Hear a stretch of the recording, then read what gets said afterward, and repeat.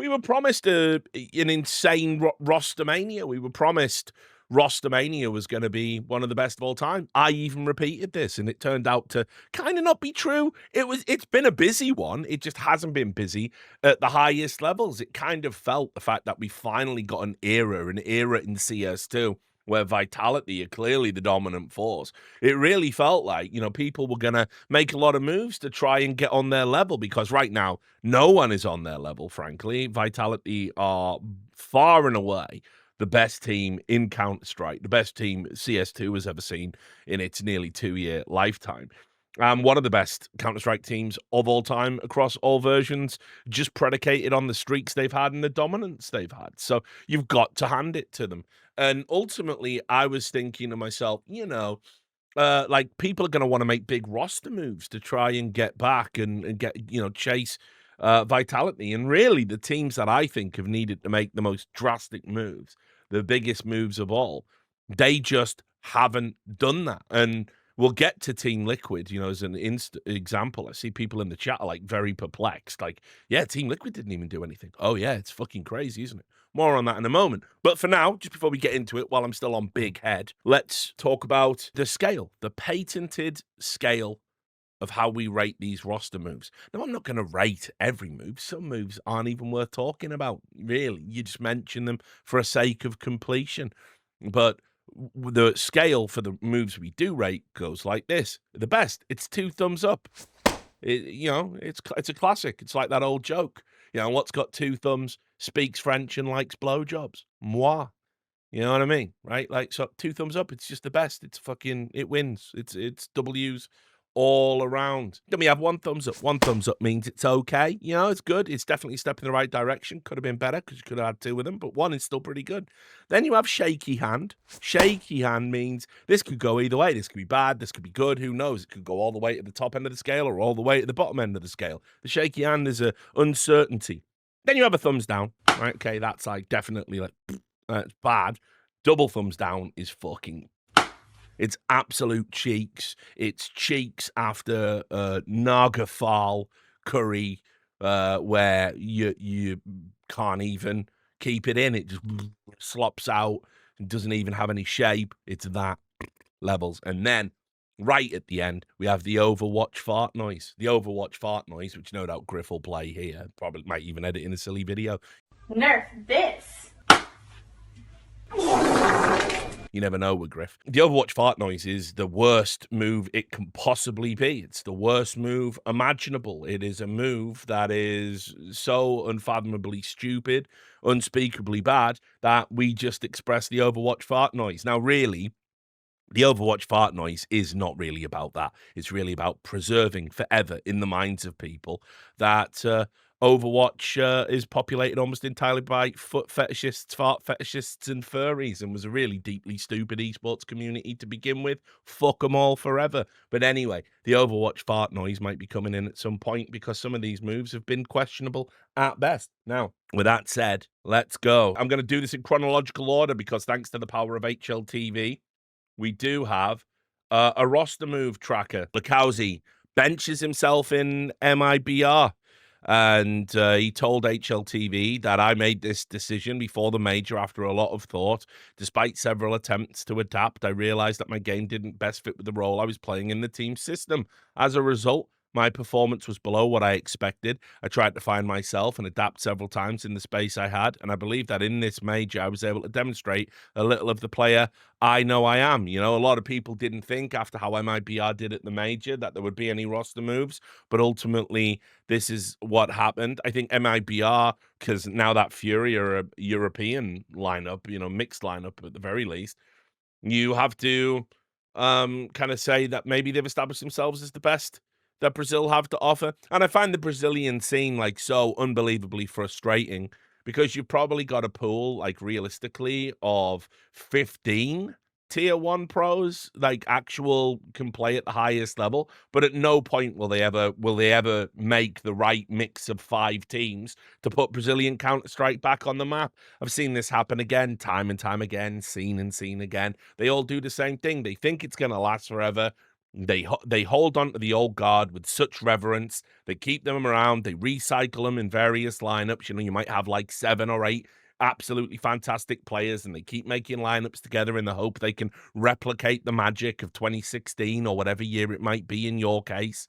And ultimately, they don't do anything, and then they get old, and then they get washed, and then in the absence of new players coming through, you can't replace them now that they've reached a terminal point of washedness.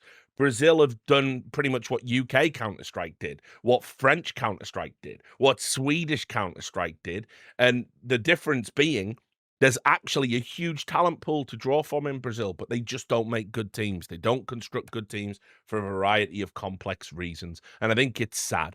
I'm sad to see Lacazzi on the bench. I thought he did well, but I understand and respect. If you're frustrated with a role, fuck it. Go out there and get yourself a role you do like on a team you do want to play on. But yes, as I said, I think MIBR have established himself as the best purist Brazilian lineup. Lacazzi was a part of that. It's never nice to be playing in roles that are uncomfortable or unfamiliar. So I got to give him respect. I got to give him respect for this move. And so, it's a thumbs up on the respect scale, but it's shaky hand because now it's a very weird time to want to be jumping out there into my next point, which is the world of benched and free agency. HLTV have done great work in this offseason. You have to hand it to them. And I want to talk about this. Anders, I think, brought this point up. He might have actually mentioned it when he popped in for the No Majors Club, but he certainly tweeted about it as well. And by the way, while we're talking about Anders, why don't we work in a good old-fashioned ditties? I think he's done it! I think he did it! There you go. It's always good.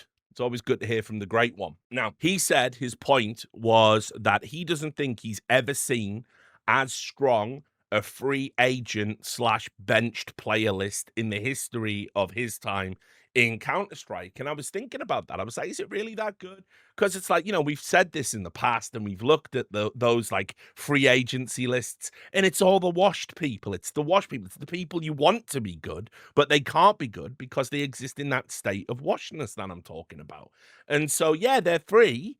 You can have them for free. Well, the salary, but you can have them. But do you want them? And they aren't going down to tier 2 with the match fixers and the gremlins and the nightmares.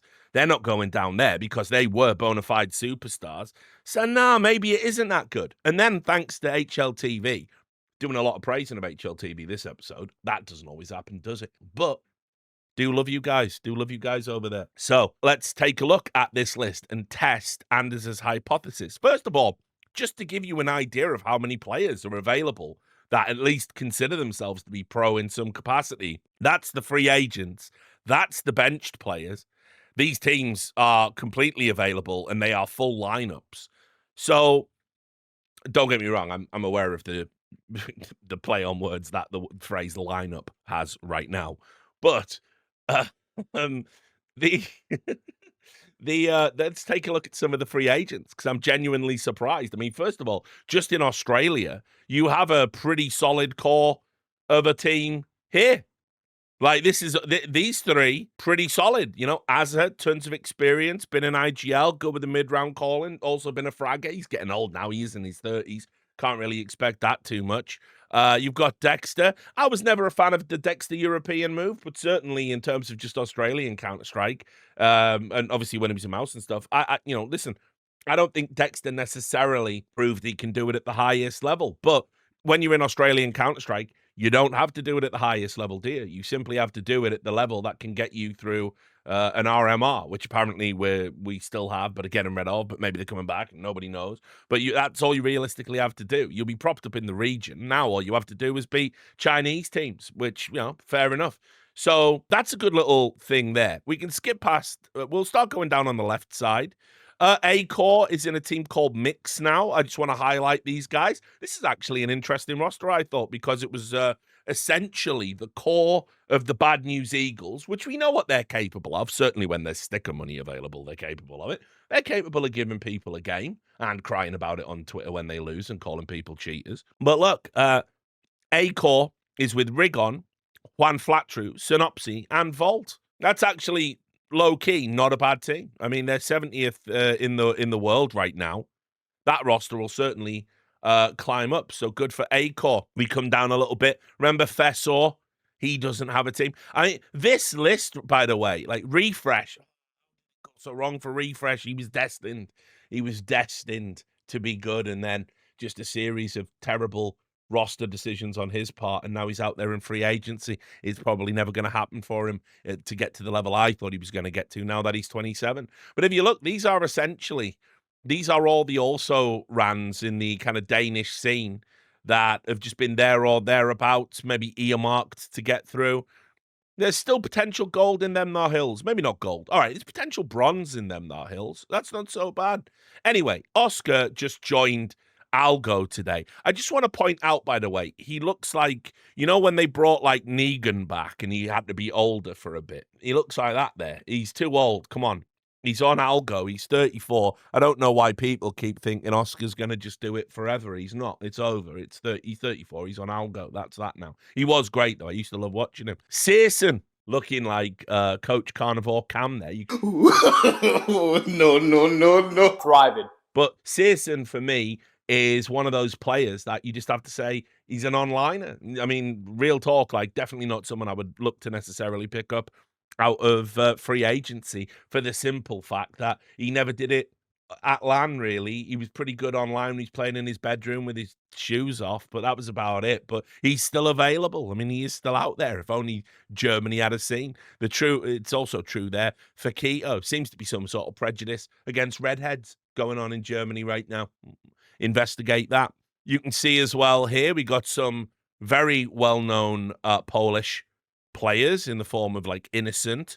Mantu is out there. Mantu's a weird one. His career trajectory seemed to stall. He was definitely at one point in time a talented player that people were keeping an eye on. Some people maybe questioned his attitude because remember he's dual citizen, UK and Polish, and so obviously the UK side of him probably makes him toxic as fuck, speaking from experience. But he's certainly somebody that was at one point regarded as a potential future star. He's still young enough that he could maybe get on a decent team. It's entirely possible. I said all bets are off in CS2. For the US guys, it's my friend Floppy, my sweet Floppy. I miss you, Floppy. I would love to see him back on a team. I just think CS2 was just so bad for him that ultimately he ended up kind of getting, cut because he just couldn't sustain. I mean, it's ironic. A player called Floppy isn't able to maintain a level of peak performance. But lo and behold, it sort of did happen for him. And he's kind of out there in free agency. And now, unfortunately, as an American, he faces the problem of there isn't a scene. There's nowhere for you to go. Down we go. We've already talked about Juan Flatru and Synopsy. Bummy Love. Remember Bummy Love?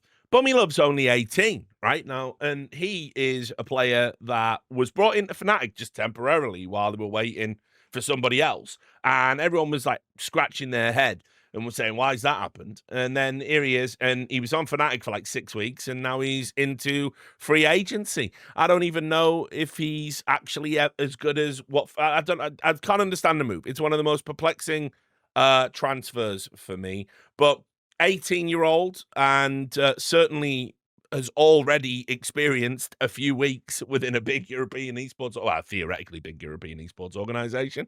Could be one to watch. Obviously, as well, somebody at 30. Somebody once told me you're fucking 30. I feel old. So he's not got a team, but somebody was a great player. I love watching this guy. I have a bias towards Chinese Counter-Strike. The good and the bad. It's a shame. Nico, another Danish here, the Danish Nico, after all of the trials and tribulations he's been through, 27 years old, still got time to get on a team. Then up here, look at this. Look at the Swedes. We were talking about the death of the Swedish scene. Kriaz, Lekro. Yeah, it's probably not happening for them. Also, as well, I can't believe Nathan is still around. You have to understand, I saw Nathan join Very Games at like 15. Right. I did his first ever English speaking interview when he was a pro player. So MBK is only 31. It just feels like he's been around forever because he was like the gatekeeper, the kingmaker, of the French scene. But it's definitely, I love Nathan. I love him so much. I've always loved him. Great guy. Had many great times with him, great memories down the years as we got to know each other in the source scene. But it's time. It's time. It's time. You've got a bright future ahead. By the way, this is one of the guys. I'm going to say this now. This will shock you. You want to get another ex-pro on an analysis desk? This is your man. Nathan would kill it. I've got the magic eye. I'm the guy that put Mo on TV. You know what I mean? So anyway, Nathan would kill it on an analysis role. I hope he gives it some thought. I'd love to see him on a broadcast. His English is great. He speaks his mind. He really understands the intricacies. He's multiple roles. He's just great. Some of these Brazilian players, I'm not going to lie, I'm not too familiar with some of them. But you can see there as well. We got Bruno Bartin. He's available. Neckes, we remember him, 29. Is he going to get on another roster?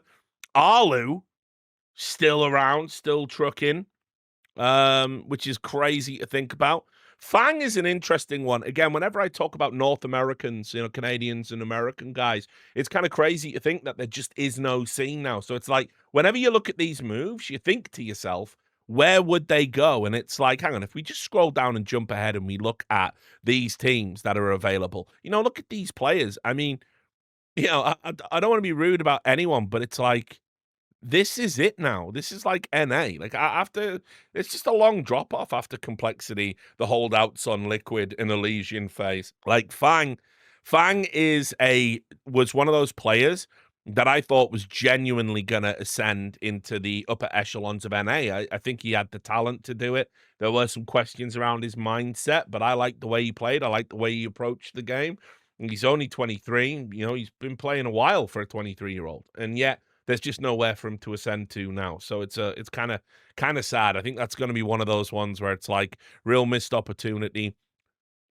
My beloved Bentet has joined Alter Ego. It breaks my heart. It breaks my heart. This player, I don't know. He's like he's like a massive what if. Like, what if he'd moved to Europe or I don't know. I don't know what it would have took for him to realize his potential, but Bentet is better than you think he is, even now at 29. Bentet is such a good player, and he's playing on a roster like this that's 139 in the world. It's just mixed nationalities. Probably not going to get to too many events. Probably not going to do too much, and it just makes me sad. I always wanted the best for Bentet. He's just such a good player, and now he's losing to Semper Fi in closed qualifiers for ESL Pro League. Big Sag. Anyway, on we go. The last holdouts of the UK scene, the Mighty Maxes, friend of the stream, and Surreal down there. And then we get into the benched players. This is where it gets interesting. I mean, apart from the fact I think Paravision it is, I think they have more people on the fucking bench than they do in the fucking team. Right, they've just but Russia are in this weird spot. Now, look, I'm talking purely about Counter-Strike. We're not going to get into it. But yes, obviously, Russia did the bad thing, invaded the country. It's horrible. It's horrifying. People are dying. Can't make light of it, etc., etc. Just want to talk about Counter-Strike. So let's just talk about Counter-Strike. Russian players can't go anywhere right now. They're highly undesirable to pick up for those reasons. And not just that, you've got the problems of sometimes you might have to do business with a Russian company, which depending on where you live in the world, you might be sanctioned against doing. Next up, you've also got the problem of they don't get visas, again, because of point A. So they can't go to like European mixed teams. By the way, some of these guys would absolutely fucking kill it. There's only one other organization there's Chinese organizations don't give a fuck, but none of them are picking up Russian players. But there's only one other organization in World Counter-Strike that could pick up a Russian, have nobody say anything about it, and just style it out. And that was Vulcans. And they're telling me they've got their roster and they're going to win trophies now. So there you go. Cloud9 tried it. Abject failure. Not even here anymore. So let's take a look. I mean, these players are, one of the things I will say, that episode of By the Numbers, where Duncan and I broke down what regions we thought were going to do better in the future for Counter-Strike and have the most talent, we both said our number one pick was Russia. And I can't even remember what year that was, but man alive, we fucking definitely, we had our fingers on the pulse on that one.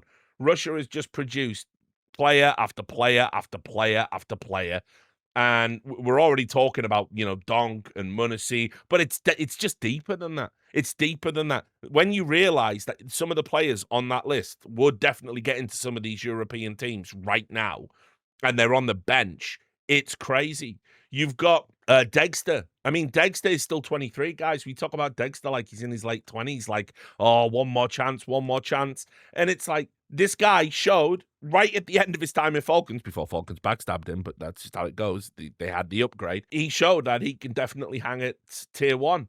Now, obviously, he's going to have all the problems. He had to take a year out of the game just because of visa complications, essentially. That fucking sucks. But he can play on a European roster, speaks good English, speaks multiple languages, by the way, loves to go to countries and learn their language so he can just speak to the crowd directly. Absolute baller, doesn't get enough credit for that. You know, he's not the player people think he is. People think he's this flashy Orpa, whip-wap, zibbity-zoo. He's not that guy. He's actually a very different player to the player you think he is. But he's proven he's actually good enough. He found a degree of consistency toward the end of Falcons. Now, sounds crazy, but if he didn't have that Russian flag next to his name, he's primed to go to FaZe instead of them bringing Brokey back, which we'll talk about as Rostermania coverage continues. He would be great. Imagine him being micromanaged by Carrigan and having the attaboys from the likes of Rain and stuff. It would help evolve his game, and he's still 23. He's still developing. He's still got time to develop. So it would have been perfect. It just isn't. It just can't happen, unfortunately. I really, really, really, really hope Dexter finds a team. I really do. But I don't hold out. I'm not holding my breath.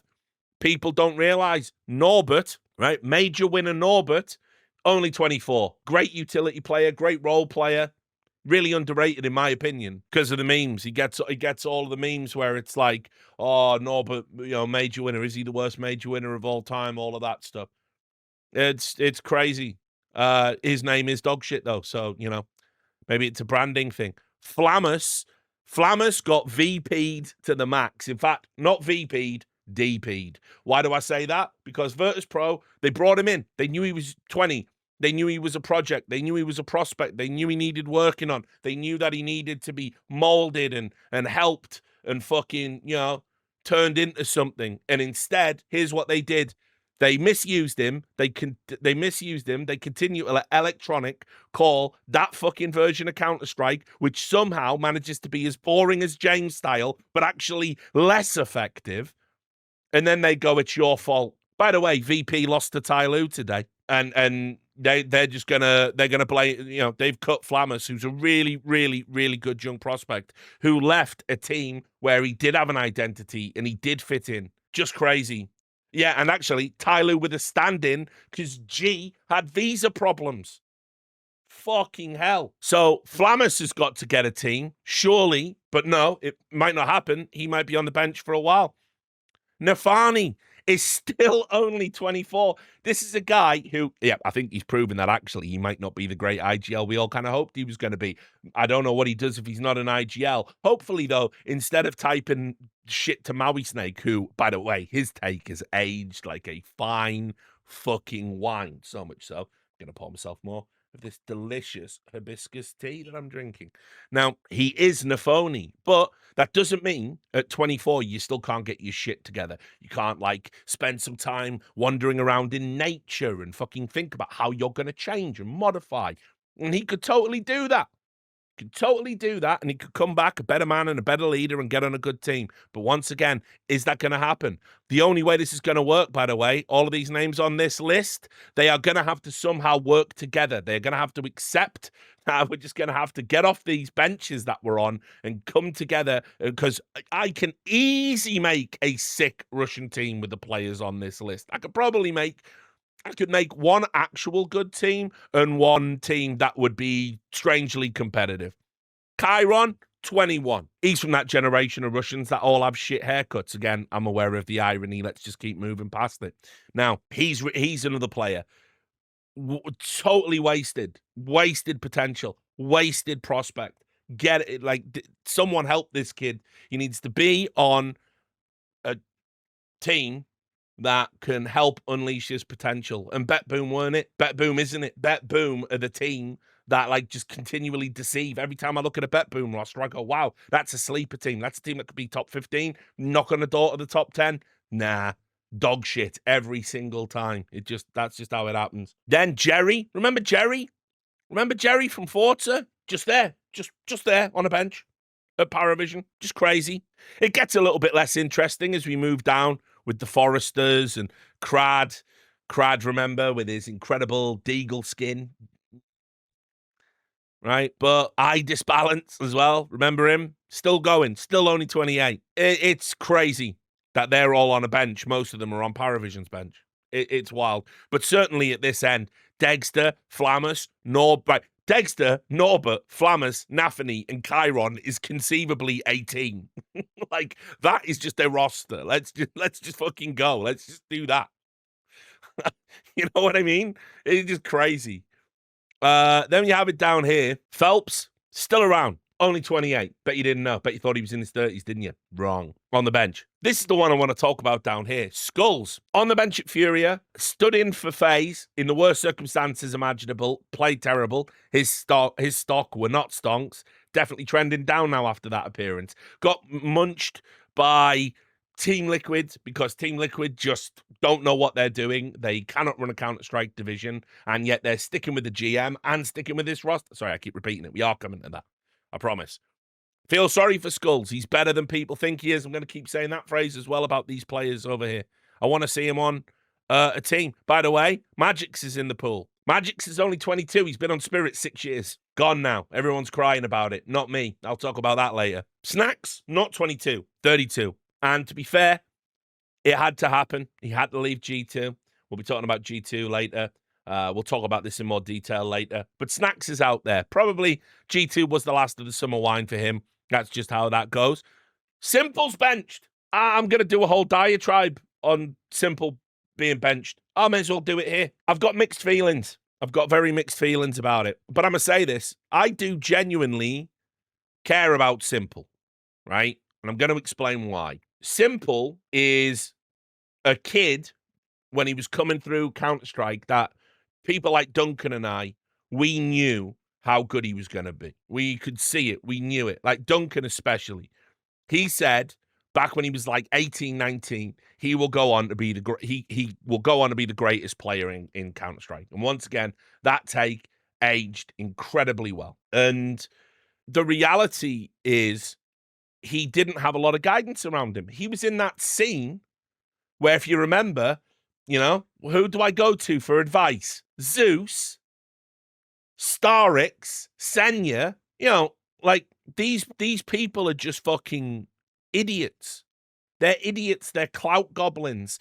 There's no one there to give advice when you're coming up in a stratospheric rise. And in fact, the only person that was probably actually equipped that he could have talked to was Markelov. And by that time, Simple, unfortunately, had evolved into the toxic perfectionist that people think he is still, but he isn't. He's given so much to the game and given so much to Na'Vi, and he's brought on some of his own problems, and he's had a terrible thing befall him. A man who, remember, he had the option to get the bag and go to Team Liquid and live in America. He didn't want to do it. He wanted to stay at home with his family and his girlfriend and, you know, living the life that he's used to. He didn't chase the riches. In fact, actually, he said, it's Na'Vi or bust for me. I want to be on that organization. That's you know, they're from my home country. That's who I want to play for. It's actually quite a sweet story. Then, on top of that, you know, we have the situation in Ukraine. The war happens. He's permanently on the road, and you can see it's taking its toll on him. You can see the drinking started. He's got the big head. I'm familiar with it. You know, I'm like 3-4 weeks sober at the moment. I was until the other night. Playing Zomboid with Dust will stress you. But it takes the blow out of your face. You feel better. But when people are drinking all the time, you're either doing it to get to sleep because you're not sleeping in a, you know, familiar setting, or you're depressed, or you're sad, or maybe you need to have a good time to distract yourself from terrible things that are happening in your country. Where's the guidance and the advice been for this guy?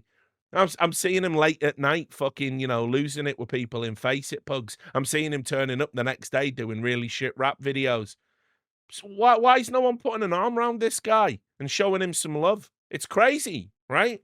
And so I hadn't seen a version of Simple like what I saw when he joined FaZe for this major.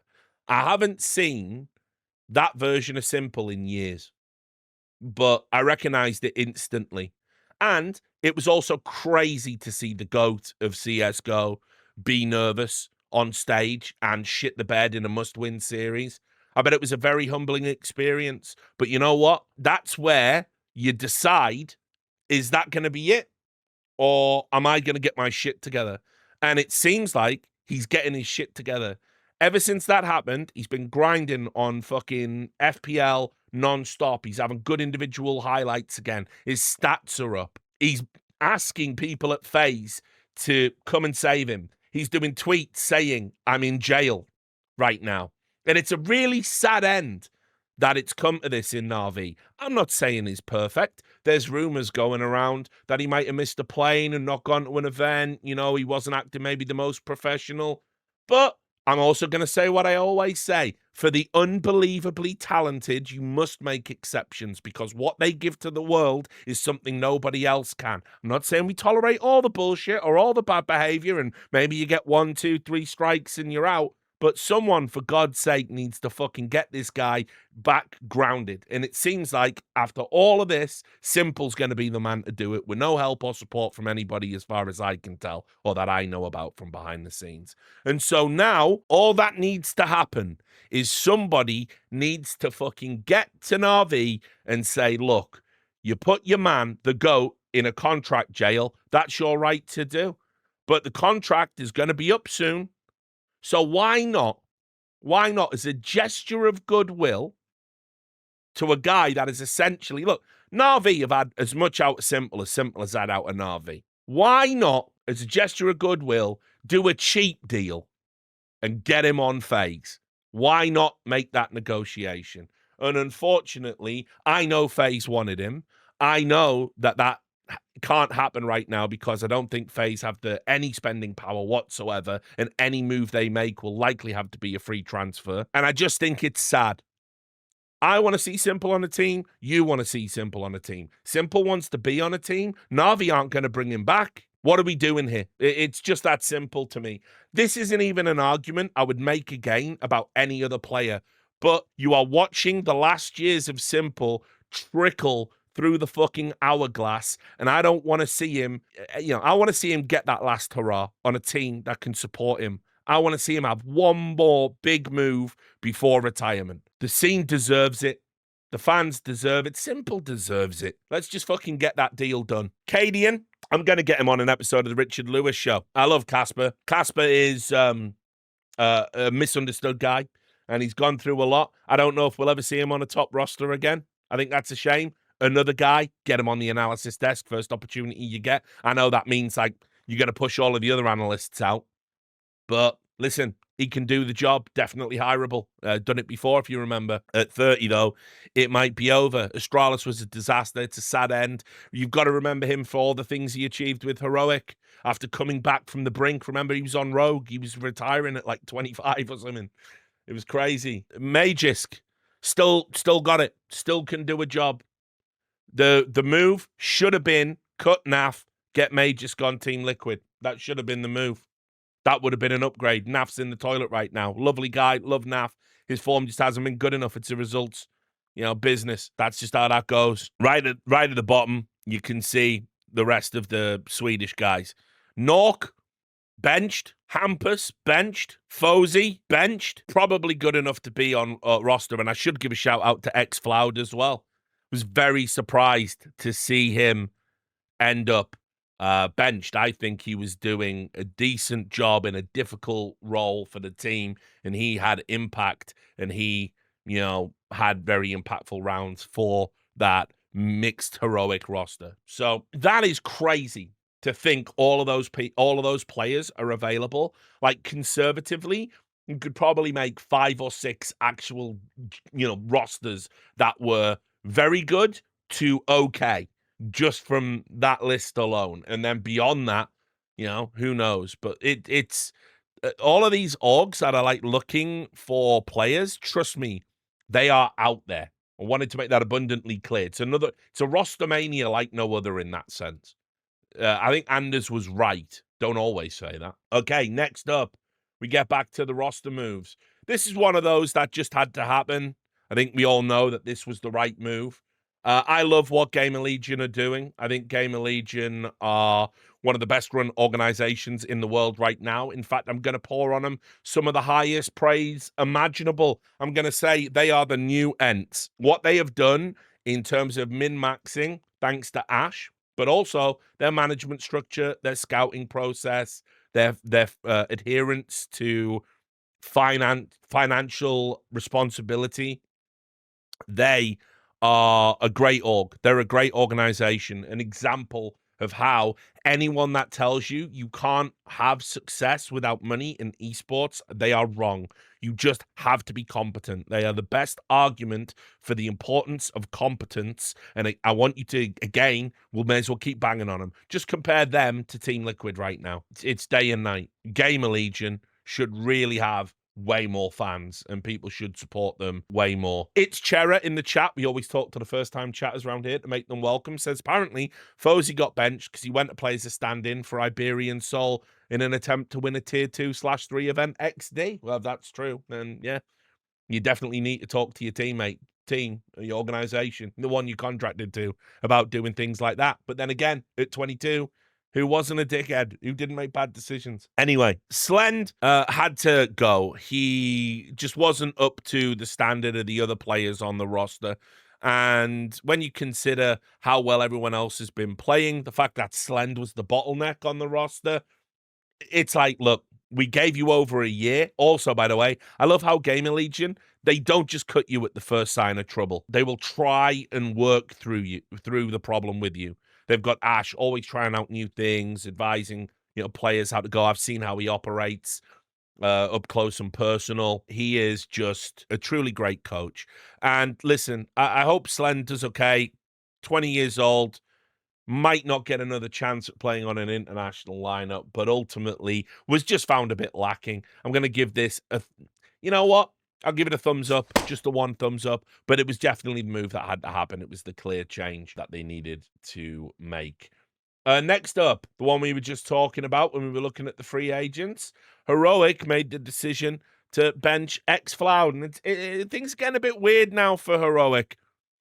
They've obviously brought Nilo into the roster now, which we'll talk about that. And with Saw leaving and all this other stuff that's been going on around the organization, it's going to be interesting to see if Heroic can keep up being these min-maxers and getting so much out of so little. I thought xFloud was a decent role player. I don't know where he's going to end up, but ultimately he did very thankless tasks for Heroic. And not many players have the ego, or the lack of ego, rather, to want to do that. He was very respectful even as he was benched. So, shaky hand for me. I'll see what Heroic have up their sleeve. It was made official. I think this actually dropped during the major. I can't quite remember the chronology of it. But while we're talking about Heroic, they also officially said goodbye to Soren Sun Pius, who we knew were going to G2. And this is one of these moves where it's like, okay, there are some roster moves that are bad for everyone. What do I mean by that? Well, first of all, right, Saw, let's just start there. Saw, another one of those coaches, like Ash, seems to have the magic eye for young talent from obscure places. Everywhere he's gone, he's found players that go on to be tier 1. It's not a coincidence. It's not a fluke. He is very, very good at his job. And then obviously he's moving to G2. And you go, Richard, that's a big step up. That's good for Saw. Wrong. G2 might be one of the most incompetent orgs in the fucking world right now.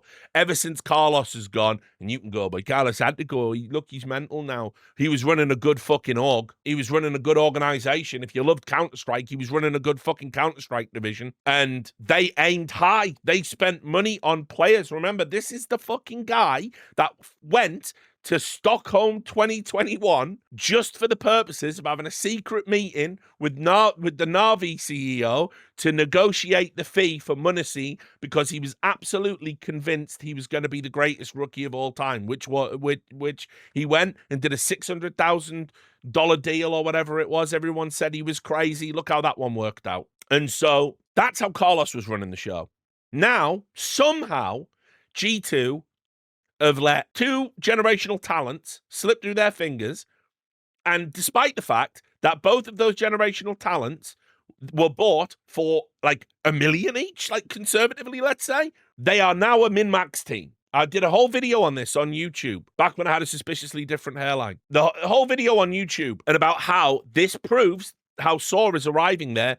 It proves that they are going to be a team of min-maxers. They are going to sign talent small and hope that it can be big. And that is bad. That isn't G2's identity. That's not who they are, and that's not the fucking fan base they've got. And now you've just put everyone on that org, everyone in that org, on that roster, behind the scenes, all the support staff. You put them on massive pressure because the expectations for G2 is to challenge for titles.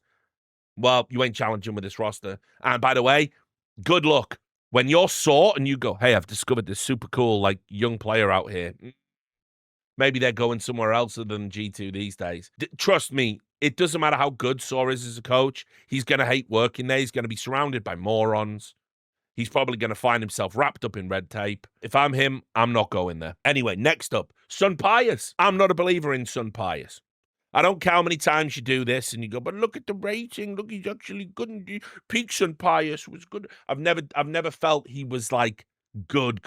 He's good, but he's not good. And he certainly isn't excellent. And G2 should be aiming for excellence. And do you know what his problem is? He is the AWPer that has to go after Munsey. You want to do that? You want to be the comedian that goes on after fucking Shane Gillis has just killed it? You know what I mean? You want to be the band that fucking goes on after Oasis have been back on their comeback tour?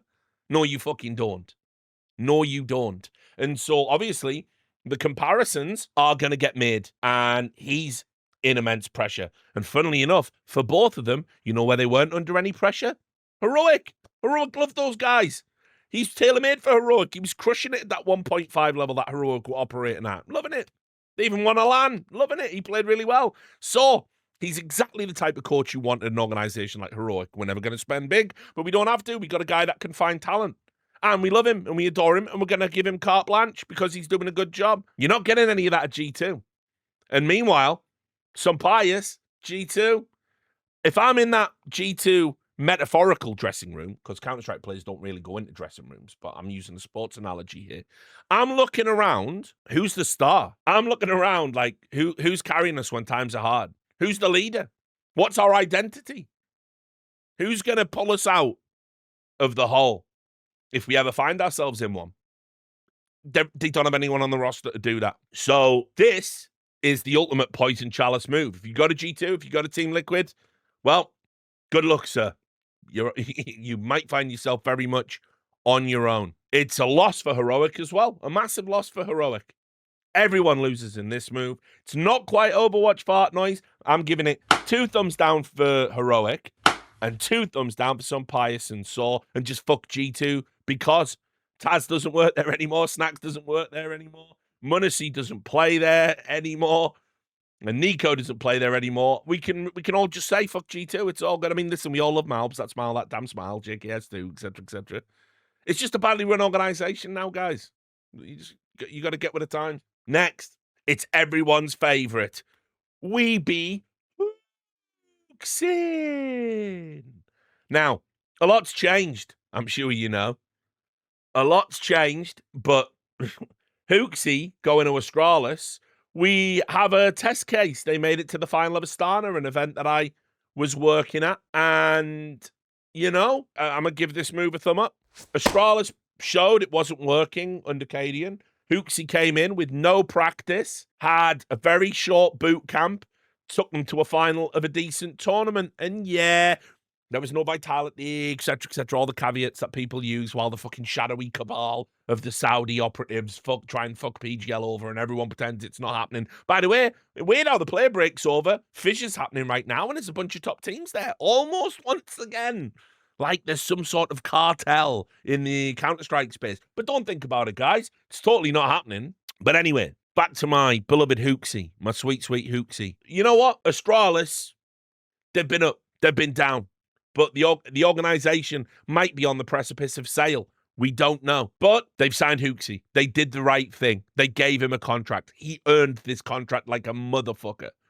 I'ma just say it. Maybe I was wrong when I said Cadian was the right choice for IGL. I still don't think I am. I think Hooksy, I think the G2 job kind of warped his brain a little bit. I think he started seeing things in a very different way to the reality. I think he didn't work hard enough to make himself, like, clear in what he was trying to achieve. And every time anyone criticized him, he said, you can't criticize me. You don't know what you're talking about if you think I'm doing a bad job. Meanwhile, G2 should have had a fucking year where they were doing what Vitality are doing right now. There really was no one else to beat them.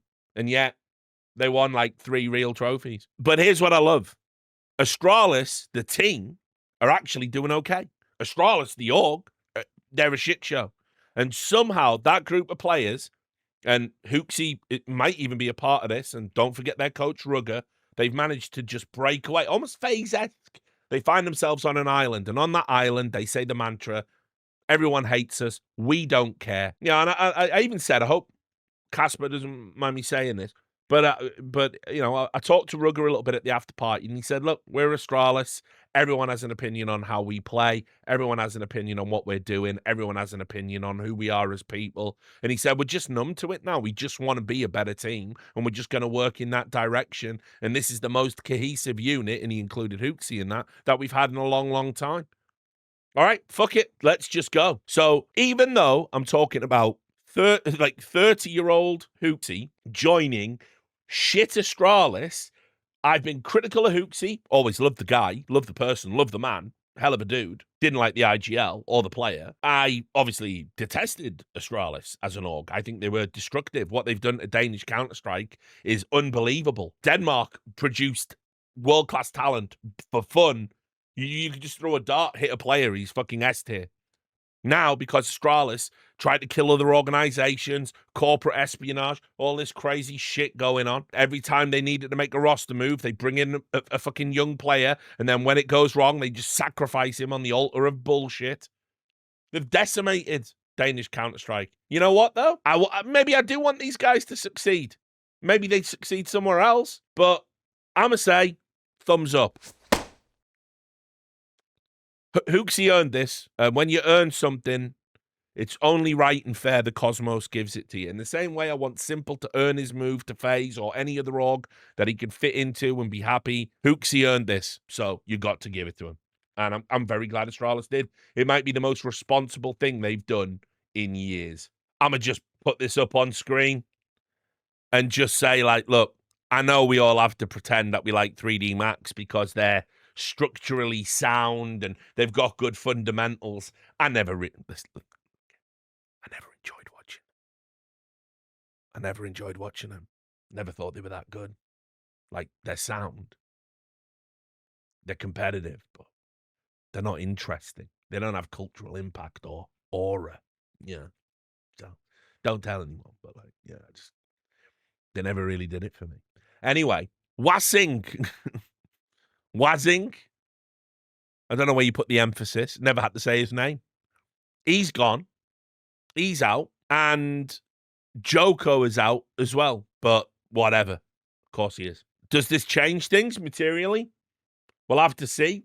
I can only file this under, well, there should be a separate section called couldn't give a fuck. But it's got to be a shaky hand. Their good fundamentals could be totally eroded now. Bulgaria. What a region. Did you know Spellin and Oxygen were playing in 500? Did you know? Did you know they've got Cirque now? And Cirque's still only 25. Ships is on the bench there too. Only 24. Crazy. Crazy to think about. Just fuck Bulgarian Counter-Strike. Like right out of the gate. Fuck that entire region. Fuck it all. I've seen too much. I don't want Bulgarian Counter-Strike to succeed with any of that crop of players from the great Bulgarian times. They used to be so competitive, didn't they? They used to come to international events and they'd always get a scalp or they'd get somebody. And people, oh, that team's really, fuck them. We all know what happened after, right? We all know. So just don't care about this. You can even give it an Overwatch fart noise. The Overwatch fart noise is for this just Bulgarian Counter-Strike. This is a relevant one. You'll enjoy it, right? Sangol picked up a Russian core. And if you look at it, they got Patsy now, Norway, Klax, Danists. And what's interesting is that team ended up in action recently against that team that I said was one to watch. This was just a few days ago. And the mixed team beat them. You can see there's obviously Kenzie down there as well. So, I don't think Sangol are a bad lineup. I think they're certainly going to be also rans in the Russian scene. There's way better Russian players on the bench, as I showed you earlier. They're just going to be a meh team. That mixed team, though, who knows? I mean, it was like, fucking, they beat them handily. They showed they're certainly above this level. So definitely worth talking about. So, this is okay. It's just there. It's just a shaky hand. It's just, they did what they had to do to get a roster together. How competitive will it be?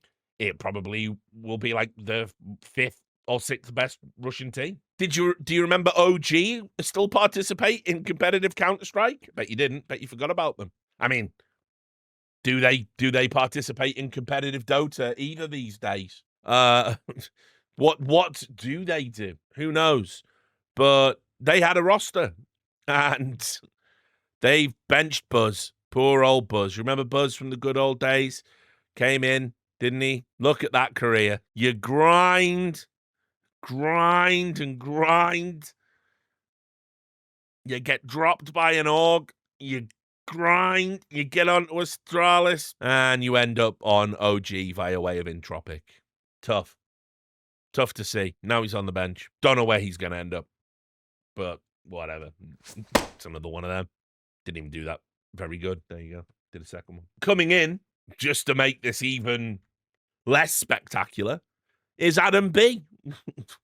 Yeah. I mean, sick. Sick. It's like if you're an OG Dota fan and you were like, oh, it's been sad over on the Dota side of things. I might get into Counter-Strike now that they've got a Counter-Strike team. Don't worry about it. I don't know what they do. I'd stop wasting my money if I was OG. It's clear you just don't have any ambition to achieve in both of the esports you're present in. Just go. It's okay to go. It's okay to go. We'll just, like, you'll always be legends in Dota, but every tournament every tournament you don't qualify to, or you go to and you crap out last, it just gets sad. It just gets sad after a while. So I've got nothing to say about this move. I couldn't care less. It's probably bad that I'm saying that, but it just is what it is. We're getting to some big ones, I promise. Here's one we can talk about. Taz obviously is out at G2 because Saw is coming in as the coach. And I've said this many, many times before, and it's no secret. Me and Taz are friends, and it's also no secret that Taz will always be a legend in my eyes. He was one of, he's a future Hall of Famer, contributor to the game. He's won so many trophies coming across Counter-Strike into CSGO. He has also had some of the most memorable moments in the game, including one of the things he very rarely gets credit for, one of the most sporting moments, famously, when people were booing Fnatic and he grabbed the mic and said, no, show them respect and everything. People, even cynically tried to say that was him inserting himself into the moment. But, Taz is a big personality. And just a fucking, lovely, lovely guy. Probably should have said no to that Mercedes. But other than that, it's very hard for me to ever fault him. And he was done so dirty by G2. I'm going to repeat all of my talking points again here. He was done so dirty by the organization for a variety of reasons. I mean, first of all, it getting leaked that you're losing your job ahead of the major is outrageous. He had to go to 2 tournaments knowing he was already fired no matter what the results were. Now, I want to stress that point. If you are a person who works in a performance-based industry and you are told by your employers, it doesn't even matter if you do the best performance, if we win the trophies, it doesn't matter. Well, what's the point? What am I turning up for? Like, just fire me now, actually. Just put me on leave. Bring in my fucking replacement. See how he does then. I'll sit at home, watch the major, right? And I'll have a good laugh at my replacement trying to fucking do my job. That's the right attitude. Taz did not have that attitude. Taz said, listen, things are tough, but we're a unit. We're going to muddle through. We're going to try our best. Also, you've cut this fucker off at the knees. Why did nobody say it's hard for Taz because you've sold Nico and you've sold Munacy and turned G2 into a team that would require a lot of moving parts? This is technically Taz's first high-level coaching job. It's his second, I believe, overall. I think it came a little bit too soon for him, but I understand why he couldn't say no to it. Then on top of that, ahead of the Astana event, because you didn't do an elementary Google search, you fucked up Hunter requiring a visa because of the type of passport he has. And so your coach, who, lest we forget, has been retired for a while because he's a coach, has to act as your stand-in. And honestly, he didn't even post that bad stats considering. And, well, maybe for one game.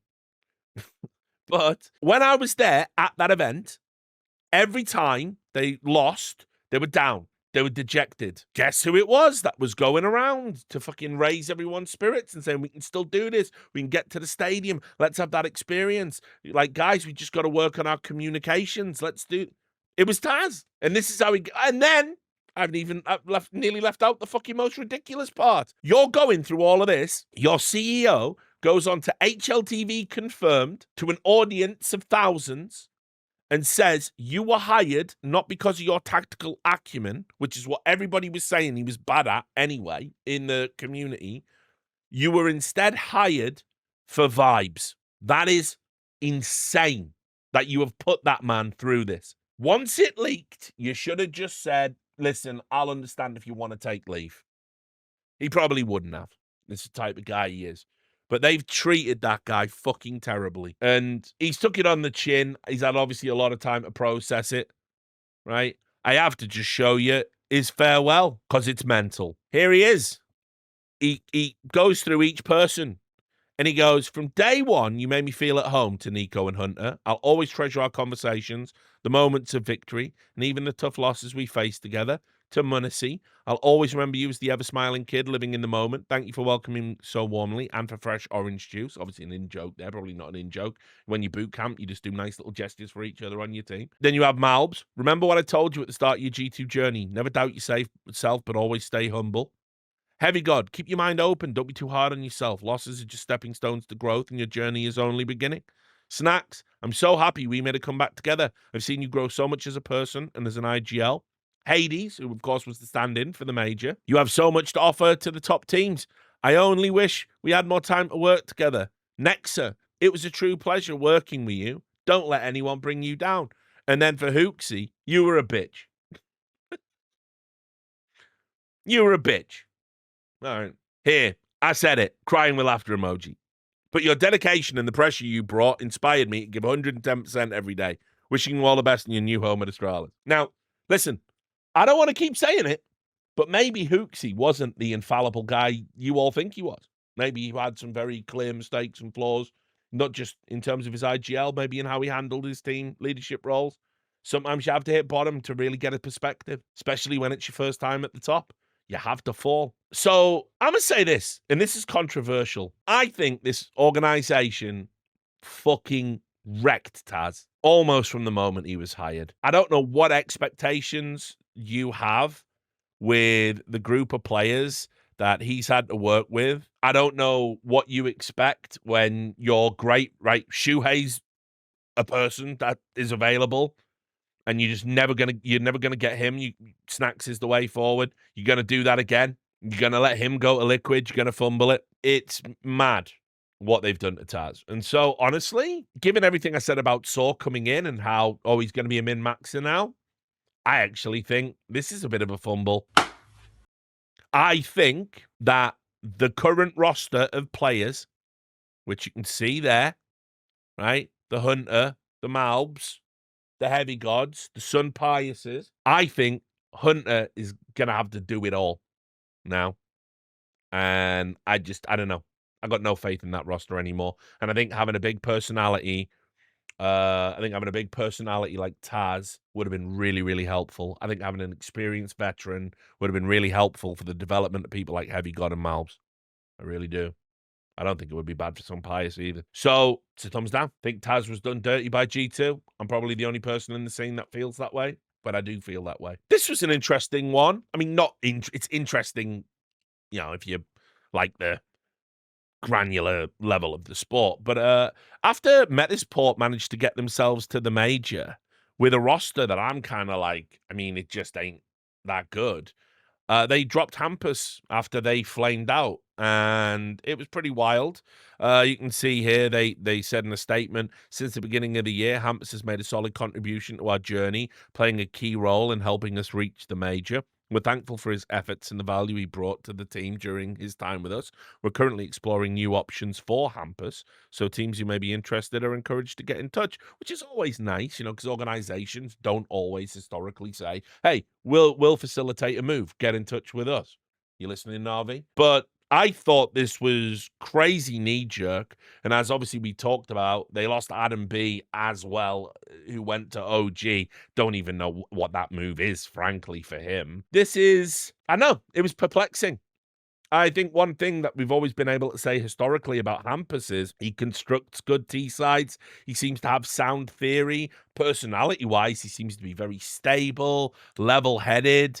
And now what are you left with? I mean, probably in terms of the most high-level experience, Plopsky is now your star player. Don't know about it. Don't know about it at all. And so Metasport have kind of gone from like, holy shit, we're in the major. Fuck. Even if it is the shit stage, bye. We've cut our team. I don't know what that is. And I've made a joke as well about the fucking again, it's not lost on me. Didn't make a joke about the guy at Metasport being bald. So he can have his fun, can't he? But yeah, just bad. Just seems to be a bad choice, bad management. I'm gonna give it one thumbs down. Unless there's something I don't know about. Now, everyone started getting excited, didn't they, about Rostermania because the big transfer happened. The one you all wanted me to talk about, Kiyosuke, went to Falcons in a move that was announced, ages ago. It was announced before fucking Bucharest, I think it was. It's been on the cards for so long. Get a top up of water because I've got lots of things to say about it. Someone in the chat just gave it 5 big booms. I mean, fair enough. I don't share that enthusiasm. I'm probably about to say some very controversial opinions. I'm going to veer into that Maui snake territory. Are you fucking insane? Let's set the table. Falcons are signing Kiyosuke for 2 reasons, and they're not even to the equal degree of importance. The 2 reasons are, and we'll start with the one that should be important, he's going to be a fantastic talent. He's a fantastic prospect, really, really good player, and ultimately fits what we need in the team, has the roles, and he's going to help us win trophies. Okay? That's the reason why you should be signing players. Second reason, another reason to sign players, but it should always be a secondary concern. He's already very popular. He's going to be good for the brand, might sell some merch. Not that Falcons need the money. But anyway, they're switched in Falcons. They have literally signed this player. I guarantee whoever signed the check hasn't even watched this kid play. Yeah? I guarantee it. Take that to the bank. They've never sat down and watched like Kiyosuke stomp someone in fucking tier 2 Counter-Strike. In the academy level. Of course they fucking haven't. But here's what they do know. They know Kiyosuke is the most talked about player because everybody thinks it's going to be Donk 2. And it won't be Donk 2. You can't be Donk 2. To even expect that is crazy. To believe that there could ever be another Donk coming from the same place at the same time, it just doesn't work like that. There's no reason why it can't happen. Lightning can strike twice in the same place. It can, theoretically. But how often does it? And so they don't care. They genuinely don't care. Do you know what Falcons are signing him for? Honestly and truly. First of all, the existing team they've got want to play with him. And second of all, and as I said, this is the most important, he's the most talked about player in Counter-Strike. And it is crazy. You go on HLTV forums, Kiyosuke, Kiyosuke, Kiyosuke. This is the most talked about roster move, Kiyosuke, Kiyosuke, Kiyosuke. They were talking about Kiyosuke not being put on Spirit the entire time, as if he had some divine right to ascend. Spoiler, I would have played him on Team Spirit. But, and now, everyone's like, where's he going to go? Where's he going to go? Who's he going to join? Oh my God, he's on a super team. Wow, he's going to be a star. He should get the star roles. Nico's washed. Nico should move to IGL. Kiyosuke, Kiyosuke, Kiyosuke. Here's what we know. Kiyosuke looks very good. He can absolutely stomp at the academy level. And on the brief flirtation he's had with Tier 1 Counter-Strike, he looks to be passing the test. He passes the eye test, he passes the stats test, he seems to have hunger in his belly, and he's coming out of a region that's producing unbelievably strong talent right now. Does anyone know how he performs on a stage in a must-win game when Nico is shitting the bed yet again at a big event, and it's on you, a kid who's never done it before, being booed and heckled and derided by a crowd who will say and do anything to put you off your game? Do we know how he handles those situations? Because, spoiler, he has to handle those situations, and he needs to be good in those situations. And if he isn't good in those situations, then Falcons aren't going to win trophies. And that's what he's there to help them do. Well, theoretically, again, remember, he's really there because when you're talking about Kiyosuke, you're not talking about Falcons being the most fucking inorganic esports organization that's ever existed, that their entire scouting process is who's popular, who's good, buy them for any amount of money, let's see if we win trophies. I wrote an article about this on my Substack, and you know how they put the little star there, ooh, we won an esports World Cup, right? Here's an interesting series of facts for people that maybe didn't read the Substack but do listen to the YouTube videos.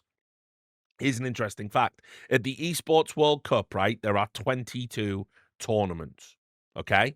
And you get 1,000 points for winning them, and then you get points if you finish second or third. And then, obviously, you add up the total points, and then the org wins, right? Now, out of 22 events, Falcons entered 18. Do you know what the next number is? Team Liquid with 13. And so you have fewer chances to make points. It's almost like it's by design. It's almost as if you won't get funded to pick up all those other teams, because don't forget, the Esports World Cup pays the organizations to enter those players into those tournaments.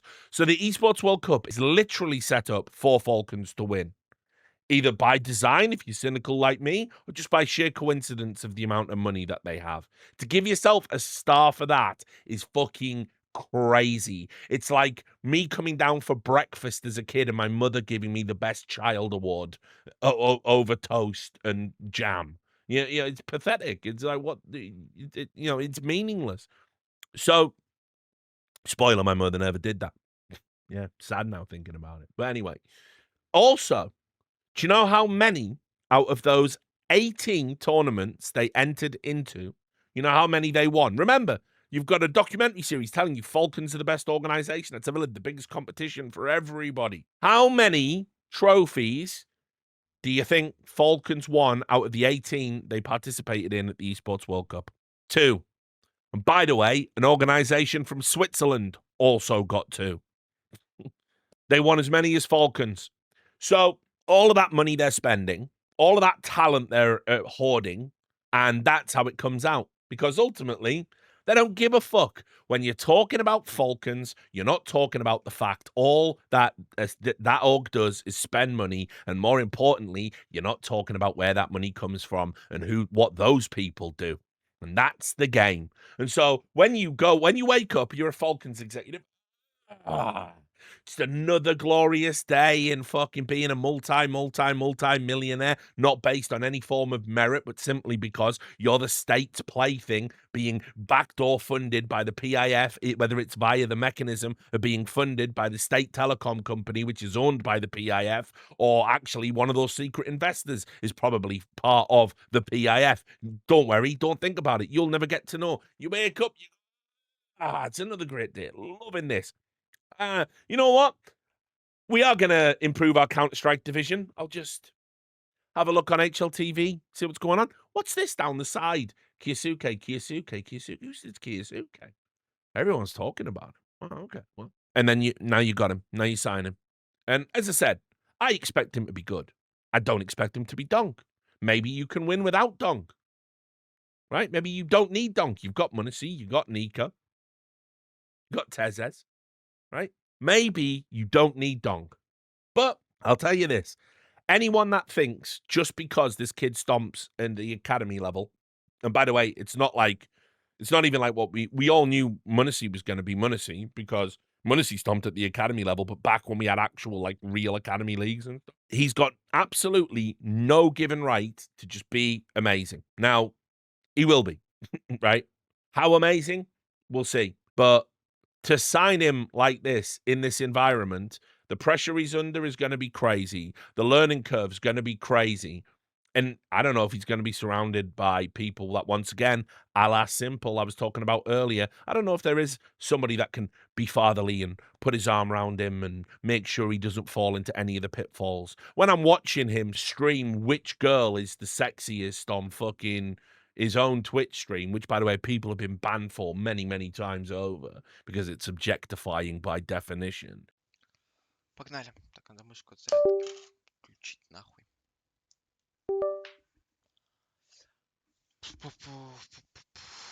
Да это вообще похуй. На рандом можно кликать.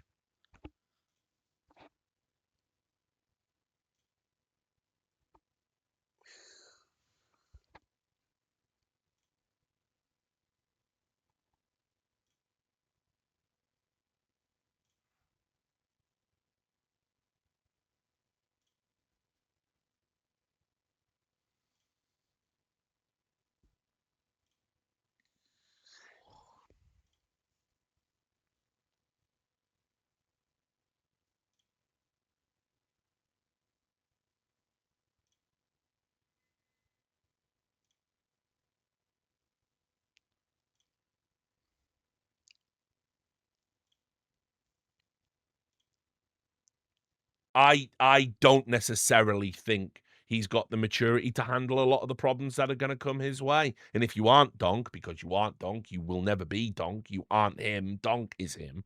And by the way, spoiler, not a fan of Donk's bullshit. But, you know, they're kids. So whatever. Fuck it. I guess you just have to tolerate it. They're really under-socialized children.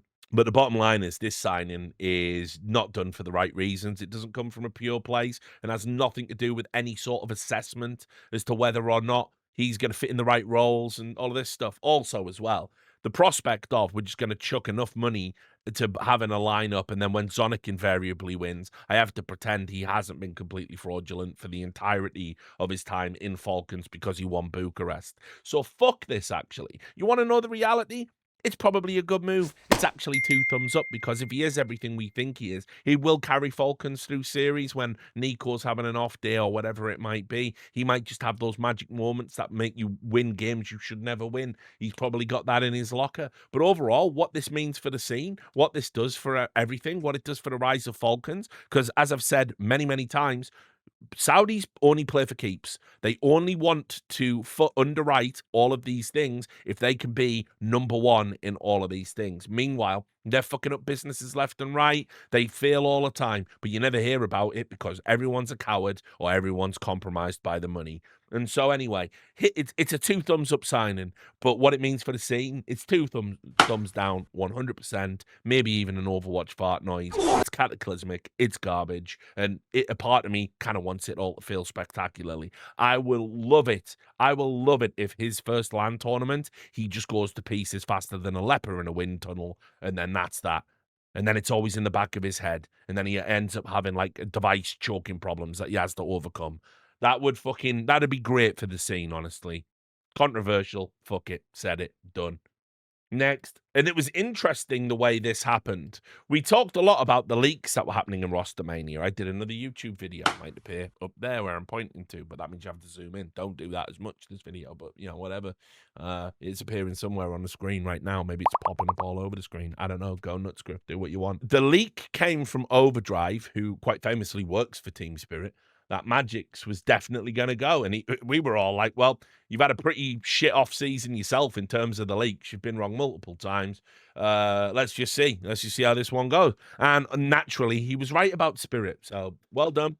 You get you can have 2 thumbs up, Overdrive, mate. In the spirit of fucking Glasnost, you can have 2 thumbs up. You got a leak right from internally from your own organization. Magix is gone. I'm going to talk about that in a moment because this is how it went down. We were told by Overdrive that Magix was going, and then you had Donk, who'd made a bold prediction that Zwei was going to be good, who we saw in Namiga, and he was popping off at the major and looked good, and now he's going to be the guy that they bring in. Now, there's a lot going on there. One of the rumors behind the scene was Donk was actually pissed off that Spirit weren't getting him more help. He was a little bit jaded at how hard he had to carry that team, and then they weren't winning trophies. I don't know if that's true or not. He certainly carries himself like that's his demeanor. He doesn't look happy to be there, but unless like he's owning, in which case he will smile. When times are tough, he has got a face like fucking thunder. And also, I can understand how frustrating it must be for any star player to play on a roster where there's just garbage behind you. I'm a Newcastle fan, famously, historically, up until they got bought by Saudi Arabia, because Saudi will not let me have anything for some reason in this life. But I watched Alan Shearer. I watched Kenny Dalglish dismantle Kevin Keegan's team, and we had one or two good players who had to play with absolute shite. And so, I get it's frustrating. Now, that being said, probably what's happened here is, crucially, because it's Donk's bold prediction. Generally, players, when they make bold predictions, they either say something obvious or they say somebody that they like, right? And then if, nobody calls them out when they're wrong. But that's just, player privilege. So it sounds like Donk absolutely sanctions this move and probably helped a little bit and was the progenitor of this move, right? Good for him. He gets to play with a player that he obviously respects and thinks is good. And at 16 or whatever he is, it's another incredible young prospect, also in a similar age range to Donk, so all good, right? We will wait and see how it pans out. But I have to say, when I watched Zwei at the major, I was very impressed. I think huge step in the right direction for Spirit. We'll talk about the problems with Magix when we get there, but it's just interesting that nobody knew who was going to go. There were only realistically 2 names that could go, but Magix has just dodged being cut from the roster so many times. I don't think anyone could conceivably believe that he would get cut from the roster. I think this is a very good move for Spirit for a variety of reasons. You didn't put Kiyosuke on the roster. It's been said that Kiyosuke didn't even want to play on Spirit towards the end. He was so pissed off about not being brought in sooner because he wanted first team Counter-Strike that once he got talking to Munisi and Nico, he was absolutely done. So it was very much his decision. He drove it to get out, and I've got that on very good authority. So this is great. This is 2 thumbs up for Spirit. It sort of, if they then go on to bed this player in and get back to winning ways, because it is crazy they're not winning more trophies when they've got Donk on the roster, this is going to work out excellently. I believe it will work out excellently. I think it's going to make Spirit more competitively relevant than they've been since winning in Shanghai, thanks to a Magic's Life game. And 2 thumbs up for me. We've already talked about Flammus, so I won't rehash that. But what about this? Another Russian player, the Forgotten Man. He was just out there. And it's Perfecto. He's back. He spent a year on the sidelines. It's crazy. It's criminal. The Russian Zipniks just left, going to seed on the sidelines. Madness. Absolute madness. Even at the end of the whole Cloud9 debacle, he was having to tweet out on not tweet out, posting on Telegram or whatever it was. Please don't forget me. Can I be a free agent now, Cloud9, now that you've shuttered the Counter-Strike organization yet again? Can I has roster move? Well, he finally got his roster move. You got to feel sorry for the guy. And don't get me wrong, right? Another one. Look, 25. Right? Still got good years left in him. 25, and you've just spent a year out of the game in your, peak years in Counter-Strike terms. Crazy to think about. Now, every time I look at this Virtus Pro roster, I'm like, this is it. Now, I own my bad takes. I do believe I said last year, probably during the last Rostermania, I did predict that Virtus Pro were going to challenge for trophies with that roster that they've done fuck all with and played terrible with. Electronic, not my IGL. Hashtag not my IGL. I don't give a fuck if he thinks he's making progress. It ain't happening fast enough, my dude. And this era has probably been, as someone that has grown up in Counter-Strike, watching great Virtus Pro teams, this year has been one of the most depressing in Virtus Pro's history. I mean, it's actually crazy. It's actually crazy how bad this is. I'm talking going all the way back to 1.6. This has been depressing. It's sad. At least in the Jame era, you won a major. Of course, you didn't know because you were outsiders, said Carmack. Oh, I thought you were genuinely an organization that didn't fucking exist. So you don't even get to claim the fucking major you did win, apparently. It's crazy, but you took out Jame to get rid of the Jame system, and the system is still there. Somehow Electronic has just made it worse. He hasn't changed it in any material way. You still play all of the rounds. You're still deceptively competitive on a map here and there. You win your opponent's pick, lose the next two, and all of it is dog shit and horrifying to watch with endless overtimes. No one feels good watching a Virtus Pro game. The fans must absolutely detest it. The people watching at home must absolutely detest it. I know my community absolutely detests it. I absolutely detest it, even to the point when doing the No Majors Club, no matter what other game was on, I will not watch Virtus Pro. I fucking hate watching Virtus Pro. That is what this organization has become. They don't play good Counter-Strike on any level. They are diabolical, actually diabolical in the classic sense. They are of the devil, diabolical. So Perfecto coming in. I mean, what else can he do? He's been on the sidelines for a year. He's got to take any contract. And theoretically, they're a prestigious org. And theoretically, that lineup's good. I like Dicey and Cloud9. I was like 20 years old. Look at him open. He's going to do things. That's great. I love Flit. I think he's actually slept on. Fane, another young Russian star coming through, looked fucking good. At various points, was easily the most exciting player back in the Jane years. You add Perfecto to that. World-class anchor, tons of experience, hungry to get back in the game. It should be good. Sad about Flammers. Already talked about that. You benched this kid. You sold this kid down the river. You did an Astralis move, essentially. Norbert as well. Surely too good to be on the bench. Sad. Look at Flammers. He was just having a hard time. It looks bad here. It does look bad. But then look at the result. Then you go back to the Gamer Legion days. He still had bad games like this when they got battered. When you're getting battered, your stats are bad. It's just how it works. Flammus is better than that. He's better than a 0.36 in a competitive game, right? Because it's all gone to shit and the wheels have come off. See, I'm not just about stats all of the time. Context matters. If you're playing on Virtus Pro and you have fucking high, you have a low rating, well, that's a given. Electronic has been gaslit into thinking he's a good IGL because Blade said he could do it one time. Well, that's just Agent Blade, isn't it? He doesn't want you to go somewhere else and be a good IGL. He wants you to go somewhere else and be a bad IGL, which is what is happening. So, look, it's just Overwatch fart noise for the entire existence of Virtus Pro and this lineup and the Counter-Strike they play. In fact, I've never even done this. Virtus Pro play Counter-Strike to the incomprehensible double Overwatch fart reverberating. It's actual garbage. It's actual trash. Perfecto, though, what's he going to do? It's a thumbs up for him because otherwise he was just left on the sidelines, a forgotten man. But I'll tell you this, from the organizational perspective, for as long as you're going to keep this IGL setup and this tactical setup and this coaching setup and let this group of players play this type of Counter-Strike without any fundamental changes, Perfecto's not coming in as an anchor and saving this fucking team. Just so sad.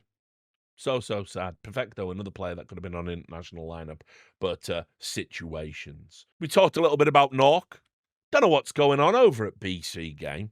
He was only there for 5 months, and look, they've sort of handled everything bad, right? I'm not trying to say BC Game are a bad organization, right?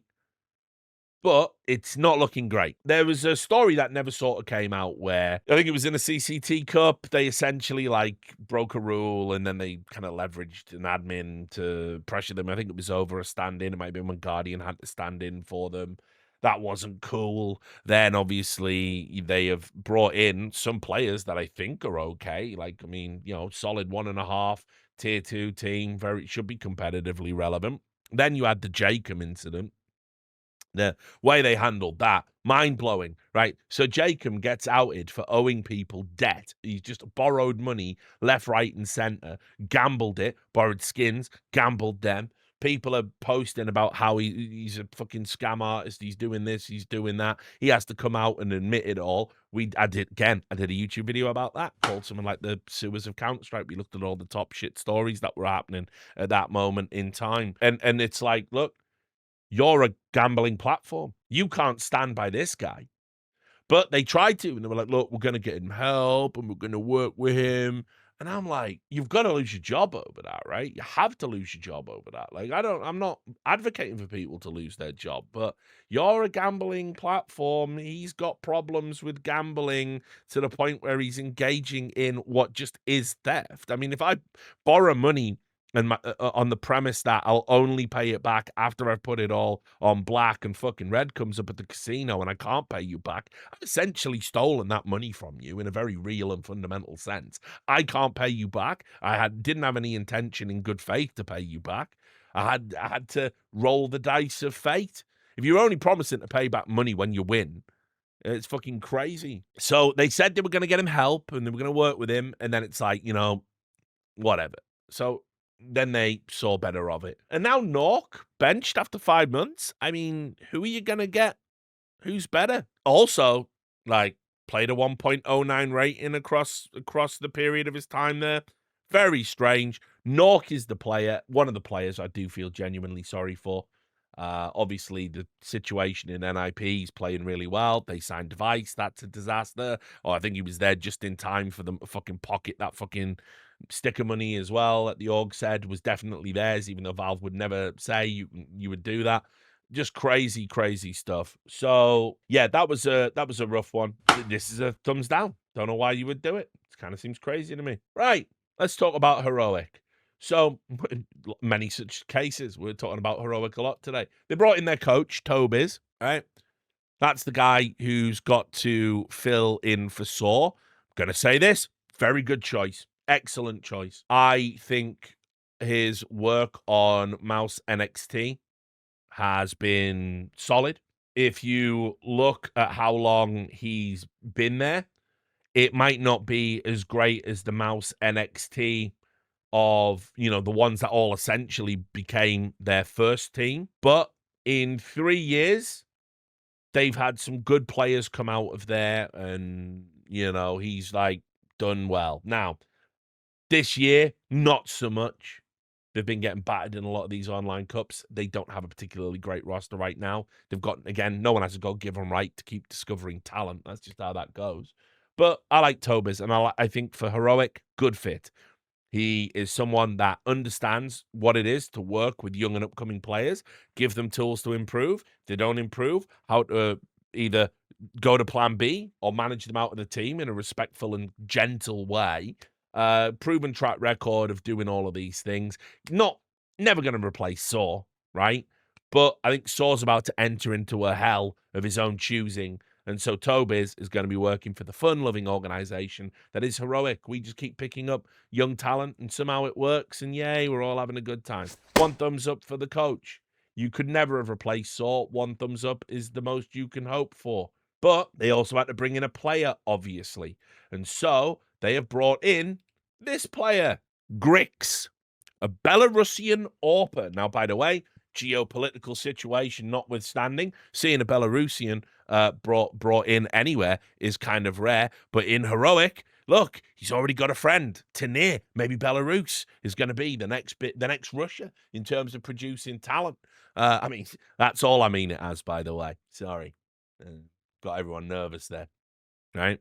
But I will say this, yeah, visas going to be tough. Travel going to be tough. Tanir has been one of the finds. I always think he's younger than he is because he sort of came out of nowhere. He is 24. People treat him like he's 18. I know I do the same. It's okay. You are forgiven. But he is exceptional and a great find. Grix, on the other hand, is 19 and is super, super exciting. What a prospect this kid looks like. And you're probably thinking, yeah, like you're saying that, but that's just nonsense. He was playing on this Astrum lineup, and Astrum, you probably never heard of them. They're just out there in the weeds of tier 2, and the teams they are beating are crazy, actually. Competitive series against big, competitive series. That's the one I'm thinking of. That's the Monty that they won. They also, look at this with Paravision. They beat Paravision, right? They beat Zero Tenacity. They beat Sashi. It's like they're actually legit fucking good at that level that they're at. And this kid is smashing people, like actually smashing people. Obviously, we just had his heroic debut today. Didn't get off to a great start. Course corrected, much better rating. And we're obviously as well, he's had multiple high-level performances at this level. Look, he's got 2.12s and stuff in here. This, and for an 18-year-old, fucking sick. Like, really, really good move. Love this. Love this. Heroic are one of those teams that I think, like the Gamer Legion, because I've just seen too much, they're the complete antithesis of Falcons. Gamer Legion, Heroic, bringing young talent through. That's what esports is meant to do. It's meant to be like we bring in these young, exceptional players that are good. We give them a home. We help them blossom into superstars. There's meant to be a little, romantic element about it, about the love of the game, about watching a kid with so much talent, maybe not a lot of money, from an impoverished background, maybe from a country where you don't have a lot of opportunities, and you watch him ascend and rise through the ranks of esports to become in a spotlight. That used to be what was fun about esports, and now you've just got people like Falcons cynically just throwing money around. So I am very excited. I am very, very, very excited to see what he does. And when you add it into the fact you've got Youngstar on this roster, we've got LNZ actually showing that, yes, it remains true. Your time on NIP doesn't count. This is, and now that Nilo is in the team, Heroic have one of the youngest teams out there with talent that really has a lot of upside. Be excited about Heroic. 2 thumbs up for the Grix move. 2 thumbs up for the way Heroic manage themselves. You're not going to miss Saw and Sun Pius as much as people think you're going to. You're going to miss Saw. You're not going to miss Sun Pius. Love this shit. Next, another big one. Makazi doing the old Dorman pose there to look tough. I'm saying Makazi. It's not pronounced like that, is it? But I always get the pronunciation wrong because players will keep having stupid names, and the mispronunciations will continue until you start naming yourselves things that make fucking sense and are good for branding. Anyway, I'll also learn how to pronounce it properly by the time broadcast runs around, but this is my house. This is my home. I get to pronounce whatever I want, however I want here. 18-year-old, incredibly, looks older than that, doesn't he? Just saying. 18-year-old, comes from the Na'Vi Academy. This was interesting as well. You know what they did? I think Blade and Na'Vi are a fan of The Beast Must Die. This is a deep cut. Maybe you don't watch Foreplay, my movie podcast. You should. It's fun. We're good at reviewing movies. I'm good at reviewing movies. Maybe I'm going to quit esports finally and become that. But anyway, I think they've seen The Beast Must Die. I'll tell you about The Beast Must Die, or you can just go watch that episode. Just type in Last Free Nation, Beast Must Die. But I'll tell you about The Beast Must Die, right? It is a blaxploitation werewolf movie made by the Amicus legend Milton Zabotsky. By the way, they remade a terrible TV series based on The Beast Must Die. It has Jared Harris in it, Richard Harris's kid, who's great in Chernobyl. Not great in that, not a great TV series, but somebody bought the IP and made a shit TV series out of it, so I was right the whole time. Anyway, The Beast Must Die, it's a blaxploitation werewolf movie. And what Milton Zabotsky did, he looked at it and he realized it doesn't have a gimmick, and no one is going to watch this movie just alone on it being a blaxploitation werewolf movie. Spoiler, I would, right? But not everyone would. So he created a gimmick in it where he said, we're going to put in a break. We're going to record an introduction, and it's a guy talking like this and saying, what you're about to watch is a werewolf movie where your job is to guess Who is the werewolf? Now, it wasn't filmed like that at all. In fact, it's not set up to be a mystery whatsoever. They had to do a lot of editing around to even make it vaguely coherent. And so, just before the reveal of who the werewolf is, the big countdown comes on, like literally like Countdown, the game show. Right? And it says, "This is the werewolf break. You have 1 minute to guess who the werewolf is." Na'Vi did the roster move like that. They did it the wrong way. They said, "We're promoting Makazi from the academy side." Who are you cutting? Who's going? It's the werewolf break. And it was just like Imma's face and JL's face and Alexi B. What's happening? It's crazy they did it this way. But this is the way they did it. And so there's the statement. Look, the current Navi Junior CS2 roster, led by Coach Coolio, not that one, dead now, of course, was formed on May 20th, 2024. The guy stayed on the grind throughout the year, winning multiple Tier 2 tournaments and consistently beating RMR-level teams. In that relatively short time, our juniors became the best academy team in history. Mouse NXT would like a word. And secured a place in the top 30 of the Valve World Rankings. In light of these fantastic results, one of the Navi junior players, Makazi, will get promoted to continue his career as part of the club's main roster. However, the limitations of the CS ecosystem in this werewolf break do not allow the academy team to further develop under the Navi tag, which is why we now accept offers to buy the Navi junior roster, including 4 players, a coach, and a ranking eligible for major invites. Navi Junior is the pride of our club, so much so we're selling it, of course, and an inspiring example for many young CS2 prospects. So we will definitely keep you updated on the player's future. A new chapter is on the way. Stay tuned. We're soon kicking off the recruitment for the next Navi Junior CS2 roster. And so he's just in at Navi now. Now, what do we know about this kid? I hate to say it. For me, not the most exciting prospect. Now, he's an aggressive entry player, and we all know how that goes. That's feast or famine. Entry fragger, hardest role in the game, unquestionably. Entry fragger, hardest role to maintain consistency in, even on a day-to-day basis. Everyone's playing off angles. It's a nightmare. It's unbelievable. Finding consistency in that is God tier. It's why when I think about Apex and what he used to do as an entry fragger when he was on his shit, that was wild. That was crazy. That aggression, sure, might be good, but for me, I don't know. I'd want someone with experience at the highest level. I'd want someone with, bombastic stats. It's certainly not as exciting as Kyosuke to Falcons. It's certainly not as exciting as when Donk was promoted from the academy side. And honestly, it's not as exciting as some of the other players that are already out there, already on teams, already getting chances. This move just, it's like, it almost feels like desperation, if I'm being real. Now, he might turn out to be really, really good, and he might rejuvenate Na'Vi, and certainly something had to change on Na'Vi, because Na'Vi were as flat as a witch's tit. I get it. They were a flat team. They had no life in them, no joy in them. They weren't competitively relevant anymore. They'd absolutely hit an impasse, and they had to fucking change. Fair dues. Fair fucks. But I don't know. I don't know about this. It's got shaky hand written all over it. This is a risk. It's a risk for this. I mean, by the way, it's great to go to Na'Vi if you're a Na'Vi Academy player, but it's a huge risk for you. It's the first time anyone, like a big fan base, one of the world's biggest fan base, probably, are going to see you and they're going to assess you and judge you. Whole new different level of pressure. You're also being essentially, even though they're not explicitly saying it in the announcement, you're also being held up as the guy that's going to rejuvenate Na'Vi, that's going to save Na'Vi, all the while Simple just on the bench.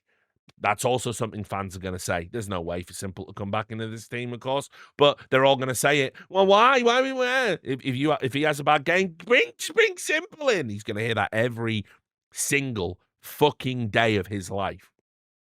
So I don't know. Tough break. Na'Vi, what an organization to have to try and move into. So I'm worried about that. Now we get to the next part of the story. As I predicted, it was JL. JL was the werewolf in this analogy, and I am going to say some things now that are probably going to seem unkind. I want to make something abundantly clear. Thorin and JL had that beef, right? Thorin used to say he had a head like Easter Island. By the way, he doesn't look particularly Easter Island-esque there. I think he's got a fine jawline and a fine chin. never got on board for any of it. I try not to beef with players these days, you know, Zen, Richard. And I got to meet JL at the major I worked in Copenhagen, the one where he was the MVP. I think he seemed a lovely guy. And I think I loved that player. I thought it was great. I couldn't believe what I was seeing, as I've said many times. The only thing I can think of that I've ever seen like that in Counter-Strike in terms of the sheer number of clutches he was making, he was just in that fucking flow state. Funnily enough, it was Jacob and Makalele, Inclusion of Poker 2015, when their G2 team had that insane fucking run. And JL was just unplayable. They were unplayable, and I think he earned that major MVP like a motherfucker. I think anyone who says it's a fugazi or a fluke or anything like that, you might think Navi's win is a fluke in the same way that like it felt like FaZe were going to beat Spirit and then Magic's just did what he did. But I'm gonna just say this: JL absolutely was legit the player of the tournament for me. I mean, I'm gonna just say that. So ultimately, I wanted JL to stick around and have a lovely career. But now we say the bad thing. Not everyone is cut out for success. Not everyone is cut out to have millions in the bank. Not everyone is cut out to be famous. And this is the problem with JL, unfortunately. I don't think he's particularly intelligent, right? You don't have to be. Being academically gifted is mega overrated, particularly the way society's going. But he doesn't strike me as like the sharpest knife in the drawer. I think he's a simple man with simple tastes, and that's totally fine, by the way. It's okay to be that person. But let me say one thing: his competitive legacy is going to be smeared and tainted. Because here's what happened. He went from being the guy that, for no reason, he introduced this, was doing all the doing all that shit, right? Like pretending, right? You're inviting comparison. By the way, that Cristiano Ronaldo celebration, worst celebration I've ever seen become iconic in football. It is dog shit. It is dog shit. Even if you're one of the people who believe Cristiano Ronaldo was the GOAT, right? Is the GOAT? Not me. I'm never saying anyone but Maradona. So sorry. I'm not even saying Messi. Fuck both of them. No, but the stats and the trophies. Maradona was sent from God to teach humans how to play football. He was divine. No one else is in the fucking conversation. Not Pele, not anybody. The end. Anyway, on the matter of celebrations, this is shit. It is dog shit. The fact that people trash. I remember when he never used to do that. I remember the time when Ronaldo, when he was coming through and like actually realizing his potential, there was like fucking, he didn't do any of that shit. Then when he became Ronaldo the brand, still a very good footballer, still in the contention for the discussion of GOAT of all time. If you'd never seen Maradona play, which I fucking have, you would, you know, like, yeah, that's all good. Many people think he's the greatest of all time, is the point. Why would you compare yourself to that? And I thought when he was doing it, when he started going, when he was making clutches and he was there, I was like, oh, it's because JL is him. He does have the East Island head in the good way, in that his mentality is stone-like. He cannot be phased. He will just never fucking break down. But turns out that wasn't true. You remember those self-pitying tweets he was putting out? People are saying nasty things about me, and it makes me feel sad, and now I can't play. It's like, bro, you're comparing yourself to the greatest football player of all time, but not really, because it is Maradona, but now all the fucking people think it is. You didn't have to do that. If you can't take pressure, why did you do that? And then it turns out you can't take pressure. The reason Na'Vi has been losing all of these fucking games, this guy isn't that anymore. He was that. Then he stopped being that, and he never got close to being that again. And he had some real stinkers as well, some real stinking series. And I'm sad, played bad today. Stop doing that. You're never doing that if I'm your coach. So, what do we know about JL? Well, he came from Lithuania. He had all that adversity. Ended up at Na'Vi, one of the biggest organizations in the world. Became the MVP of a major. Won a major. Was fucking suing out of control. And everyone thought he was going to be great. But then he got a little taste of the money and a little bit of a taste of adversity, and he couldn't cope with either. And now he wants to be an influencer, and that is exactly what he's going to go and do. I don't even know if JL will come back and ever play competitively. If he does, it might be in a few years from now, half-heartedly coming back, saying Counter-Strike is his true love. I watched his vlog. I mean, by the way, they all do this in Lithuania, but and it's Balkans things, I guess. The Baltics, sorry, not the Balkans. I watched his vlog where he was like going, the thing is, I haven't been mentally healthy. By the way, mate, work on your mental health. I worked on my mental health. I'm self-actualized. You know, my hierarchy of needs is fucking well met, sir. Point being, in Lithuania, they love to do drifting in cars, which for me, by the way, is someone that doesn't drive, has no interest in cars, doesn't watch racing, thinks Formula One is one of the most boring sports ever conceived.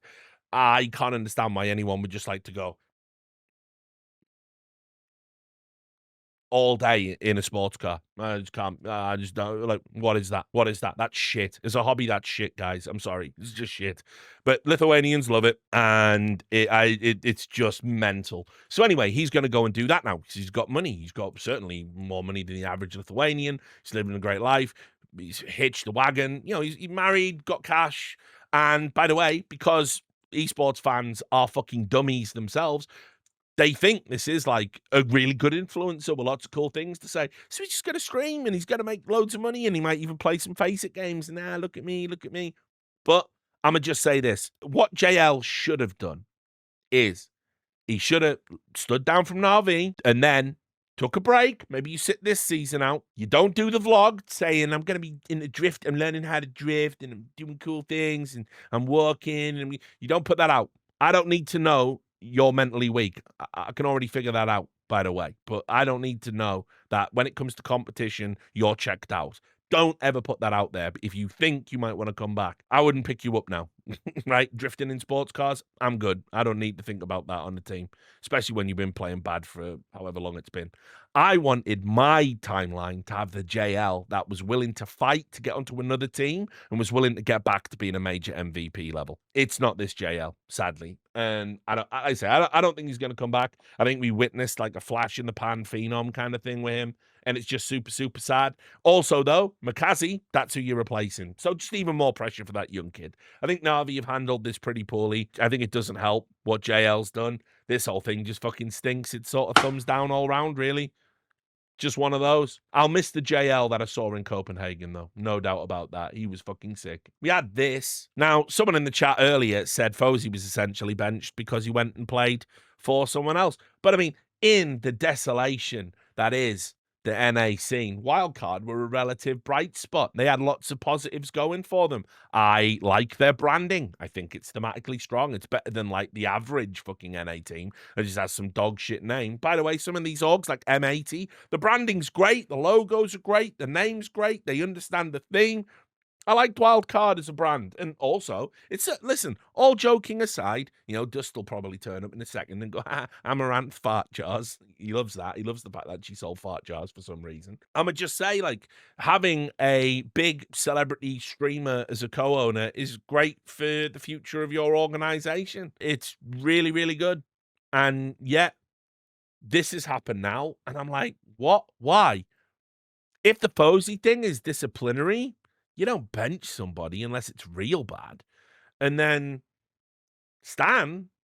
was Stan doing a bad job? Was he? Didn't look like it to me. Got to the majors, you know, been at big tournaments, had some decent results. Just wild. And now you're left with Jaber, who, oh man, I'd love a world where Jaber gets to go to complexity. That would just be so sick, but whatever. And Sonic and Susp, and it's like, meh. And by the sounds of it, I don't think Stan even knew it was coming. It sounds like it was out of left field for him, which is crazy. Yeah, I've criticized Stan in the past, of course I have, but this was a wild one. And then now he's like, listen, I mean, I criticized him recently. I criticized him like maybe a couple of videos ago. You know, maybe don't, when you say we've won a game, free this part of the country.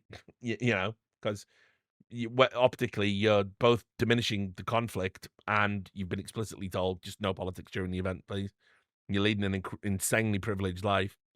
You know, you have to take the hit. Either you don't go to the tournament, or you say you're not the boss of me if you want to be an active. I won't repackage it. Won't relitigate it. It's a weird thing to do. But anyway, he ended up saying, "I'm open for coaching roles." He said, "So I mean, That's kind of wild that he's like back. And you can see there as well, there was the interview. I never once thought about going to Valorant. See, this is my life. I don't know if we see Stan again on the server after this. And it's crazy because look, his stats might not be the best at times, but Wildcard definitely were doing things correct tactically. I think Stan's been his own worst enemy in some aspects over the course of his career.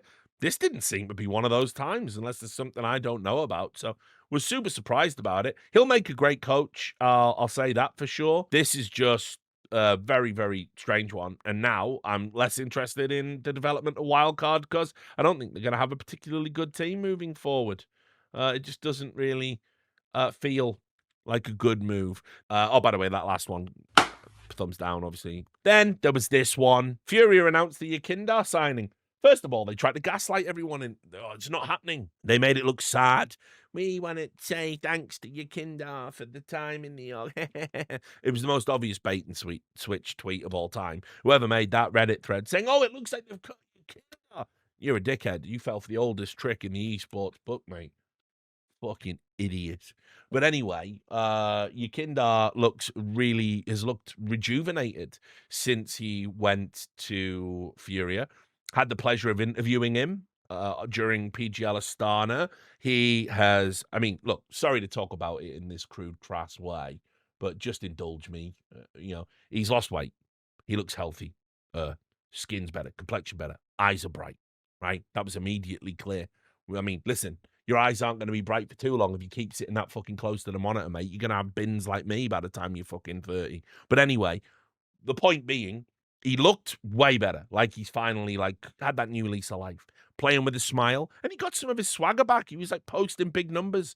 And you know how it is, the mind comes first and then the body will follow and stuff like that. It's been great. And also, great teammate. I could see immediately. He was hanging out with all the guys around the fucking venue, around the hotel we were all in. Him and Fallen really have a great rapport. Excellent stuff. And so I want Yakindar to succeed on Furia because when you've been elite, and I mean elite, and people have forgotten this about Yakindar because Team Liquid will kill anyone's career. When you've been elite, and Yakindar was the unplayable entry fragger. I've never seen anything like this. This was prime Apex, prime Freiburg. People were all accusing him of cheating in the online era. You just peek and fucking bang your head off, and you couldn't do fuck all about it.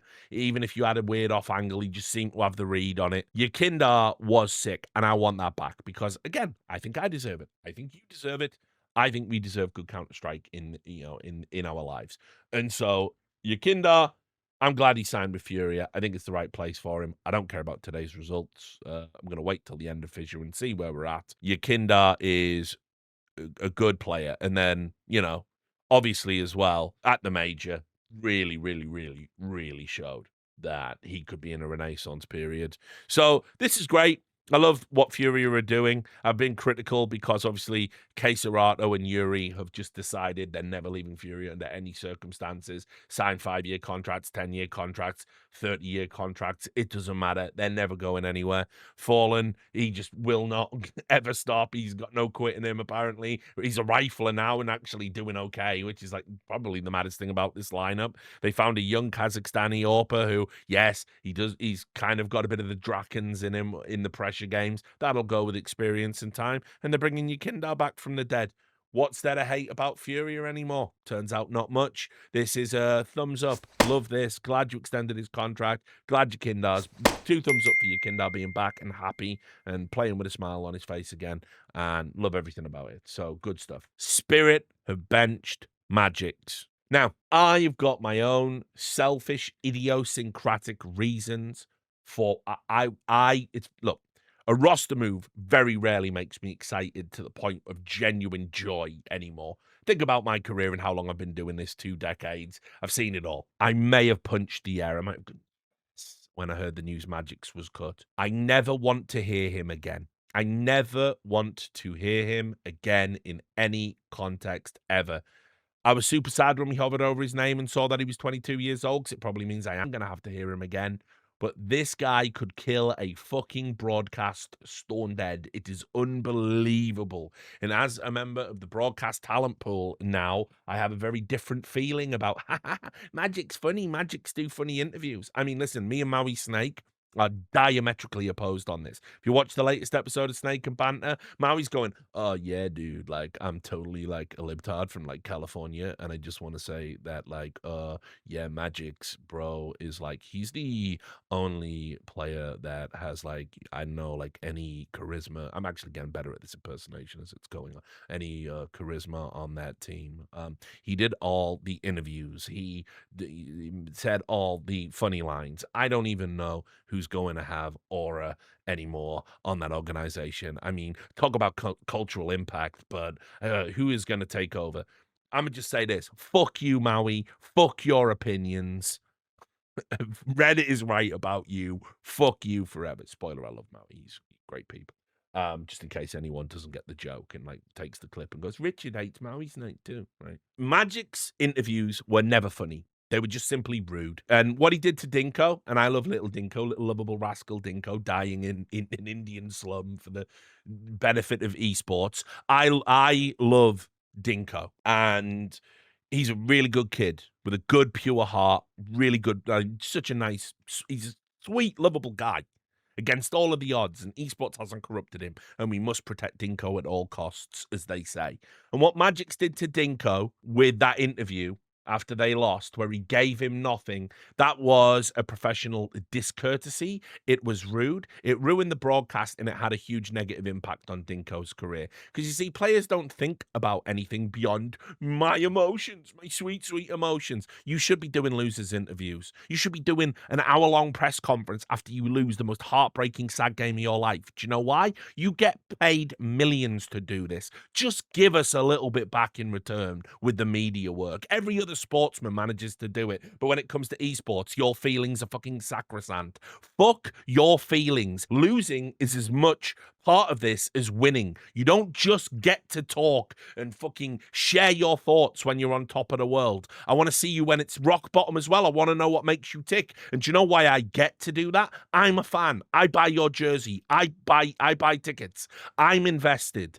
You should give me just a little bit. And so Magic's absolutely would fucking troll these interviews, and sometimes it was funny, most times it wasn't. Their reaction to winning the Shanghai Major is some of the most cringeworthy, embarrassing footage I've ever seen come out of esports. It is gross, actually. It is disgusting. The long meandering speeches, screaming I love you overdrive without any context, trying to be nonchalant when you've just had a fucking life game, a PC being awarded to the MVP and you saying you don't want it. The entirety of Spirit is so garbage to listen to in interviews. There's an unearned arrogance around the entire team, and Magic's completely. He was that. He was that. He embodied that ethos about them. And listen, if they were winning every tournament, if they'd had a Vitality era, fair enough. Have that swagger. You're not. You're not even coming close. You're just socially awkward weirdos making the broadcast worse every time we put a microphone in front of your face. Please stop. Please, please get a spokesperson to handle all the interviews so we get no more interviews. And so, look, Magic's being on the bench, love it. I don't love it because I think it's, Maui's argument was, dude, I think this was Maui's argument. It might have been Duncan's, but I'll do it anyway. Like after he has that life game and wins you a major, then to not stick with him, I don't know about that one, Chief. That just seems kind of unacceptable to me. And I think they could have given him till the end of the year. So, not me. Get him out. Get him out of my game. Get him out of my space. He can come back when he's had some basic media training and not making everyone on the broadcast team who I work with, not making their job harder, not making it so I have to fucking sit there as a desk host watching this garbage pumping out on our broadcast while Twitch chat type in fucking Omega Lull, right? And then it comes back to the desk and I just hear, react to the interview. I don't want to react to the interview. I never want to react to the interview, but we do it professionally for the broadcast and we treat the shit that comes out of Magic's mouth as if it's worth talking about. So glad he's on the bench. And the irony is, it is probably a step in the right direction. You've got yourself a sick prodigy player, right, coming in to replace him. Magic's entire, remember, he's been at Spirit nearly 6 years. Entire career was play poor, average, occasional life game, 6 month extension on your contract. That's nonsense. It's nonsense he's been able to ride it out as long as he has. The one time he did do that funny interview was the "Where would you be without Donk?" Washed as fuck. That's fair enough. That was funny. Showed a little bit of self-awareness. He's capable of that. Why not do it all the time if you're witty? I actually do just think it was a fluke. He just tried to say something offensive and it came out being hilarious and very insightful. And not having good English, which, by the way, he speaks good English. That's not an excuse either. We just seen the Chinese teams come and literally do it. I saw one interview, some of the most charismatic interviews, and it was just one-word answers on a Brazilian stream. If you love Counter-Strike, you are my brother. What a great thing to say. Like, this is sick. How are they nailing it? So, no. I don't know what the opposite of an Overwatch fart noise is, because the direct opposite is air going into an anus, so I don't know. But whatever the opposite of an Overwatch fart noise, whatever we can think of to go above 2 thumbs up, this is it. This is the best move of this fucking Rostermania. No more Magic's interviews. Thank the Lord. Please stay on the bench for a long time. Please be in contract jail so I never have to hear you speak again on the mic and you can't fuck over Dinko ever again and hurt my precious, lovely Dinko. And by the way, I get Spirit fans all the time typing hate in Russian. Fortunately, it gets filtered out by YouTube. YouTube did something right for a change.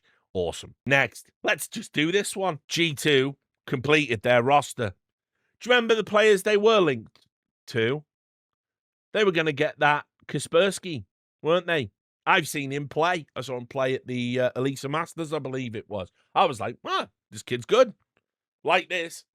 Well, G2, despite having sold players for millions, apparently couldn't afford the buyout. And so, as it says here, that they're in talks with Mattis. They actually have now subsequently signed him. I just haven't linked to the right thing. But yes, he's now a G2 player. Are we fucking serious with this? Like, did I miss? It's like missing an entire season of a TV show that's like that you've been watch. You watch season 1, you watch season 2, you watch season 3. You tune in, and all the characters are different, and none of the storylines have been resolved, and you realize suddenly they've just jumped to season 6. Did I miss? Did I miss the fucking season where this guy is G2 caliber? Did I miss it? I must have. And everyone's like, yeah, this is a good move. This is a good move. Kaspersky would have been a better move. I'm not even going to get into. What does it say about where G2 are now that they can't even buy out Kaspersky from Ents? You know, from the biggest org in the world to that. But, right, I don't understand this move. He is right. If I showed you this roster, with the exception of Hunter, of course, if I showed you Malbs MD, Heavy God, Sun Pius, Mattis, and Saw as a coach, and said, name the organization, you would never say G2. You would never in a million years say that was a G2 roster. You'd say it was Ents. You'd say it was Heroic. You'd say it was Gamer Legion, maybe. You wouldn't fucking say it was G2. And that's just where G2 are. I've called it. This is the future of G2 now. Low buyouts, min-max. Oh, God, it's gross. Remember what G2 used to be?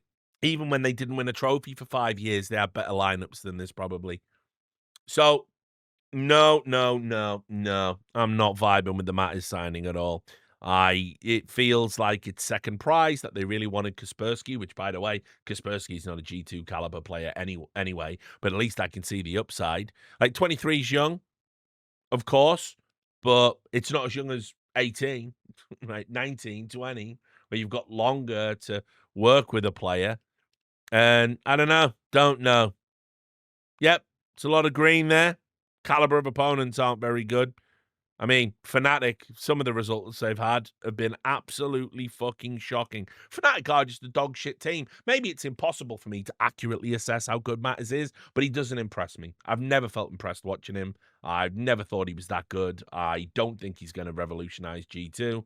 I think he is probably their third, fourth, maybe even their fifth best option. Kaspersky probably wasn't even their first, but this is where they're at. So we'll see. But that lineup, nah, that don't win trophies. And I think, was it Kassad? My old chum Kassad, I think, said they could be a top, what was it? Did he say the 5th best team in the world or the top 5 or something? No chance. No chance. So, it's one thumb down because there is the potential for it not to be terrible. Wow, what's going on in NA? I don't even want to talk about this.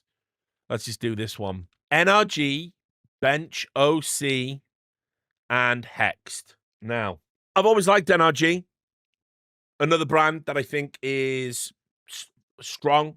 I think they had very good, competent management there. I remember when they were coming through with the great old lineup that was like formerly Selfless, and then the way that evolved and how it went, and they were competitive and all of that stuff. I loved watching the development of NRG.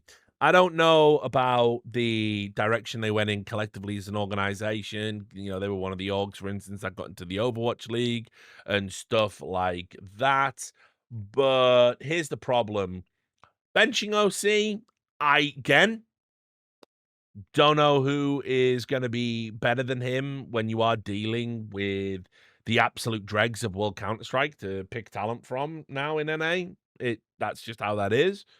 Hexed was terrible, and I mean, you know, I know he had a couple of like good games at the major, but he'd been terrible up until that point. I don't think he is a player that really has ever excited me. I think when he was part of that EG project as well, it's just like, what the fuck? You know, I don't know. He's had a bit of a charmed life, honestly, getting a paycheck, in my opinion. And okay, fair enough. Maybe they got to go. You replace them with Nosrak Carson, as he was called, because he's done that thing where you put your name backwards. That's like giga cringe. And Exotic. So to be clear, you've picked up someone that served a ban for being involved in match fixing, famously with that audio that got leaked and put on, and that ESIC did the investigation for. And Exotic, who everybody remembers him as the land dodger that didn't turn up to like the ESEA finals. And then when you do the announcement, just to instill confidence in that they're definitely going to be at Fragadelphia 19. This player, Exotic, is such an unknown quantity because of his past that, I mean, they took a picture of a chair and said, "Oh, if you come to the when we do Fragadelphia, we'll do a face reveal." You probably won't. There's not a 0 chance to say that this might just be a bit for him and he might not turn up. That's where NRG are at now. And it's just like, that's fucking sad. So that's an Overwatch fart noise. Then, I don't know, man. Maybe there's something about this guy that I just can't see. Hexed just goes to M80 to take out Rec. I don't know why. Don't know what to make of this at all. Don't think Hexed is a better player than Rec. Really. Don't know. Don't know what this is. All right, well, just MA things, I guess. And I like M80. Really do. And I want them to be good. But people are just recycling trash. And not in the good way. Like you're supposed to. Fucking crazy. Whatever. Next up, JKS. That smile, that damn smile, that smile, that damn smile, that damn smile. Another one of my excellent and completely accurate takes. JKS being the most overrated player on Reddit. It's all come to pass.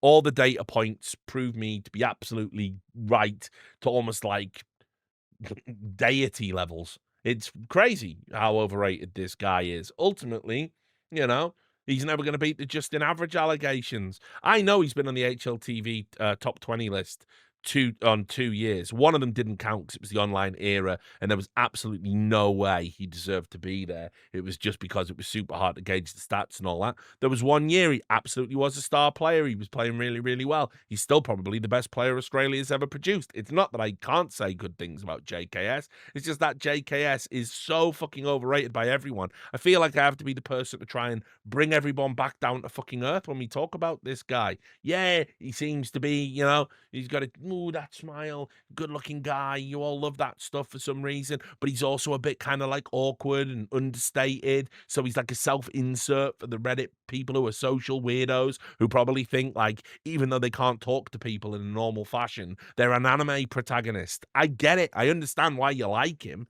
It's merely a projection of your own deficiencies. But he is not a fucking star player. And he is not a great player. And yet you called him a star player when he was in G2. And G2 were the only org I've ever seen with 4-star players. Why didn't they win everything then? Anyway, we went over that. Now, the other part of this. Now, by the way, Chad, we are brothers in more ways than one these days, Chad. We have rebuilt our relationship. So please don't take this the wrong way, right?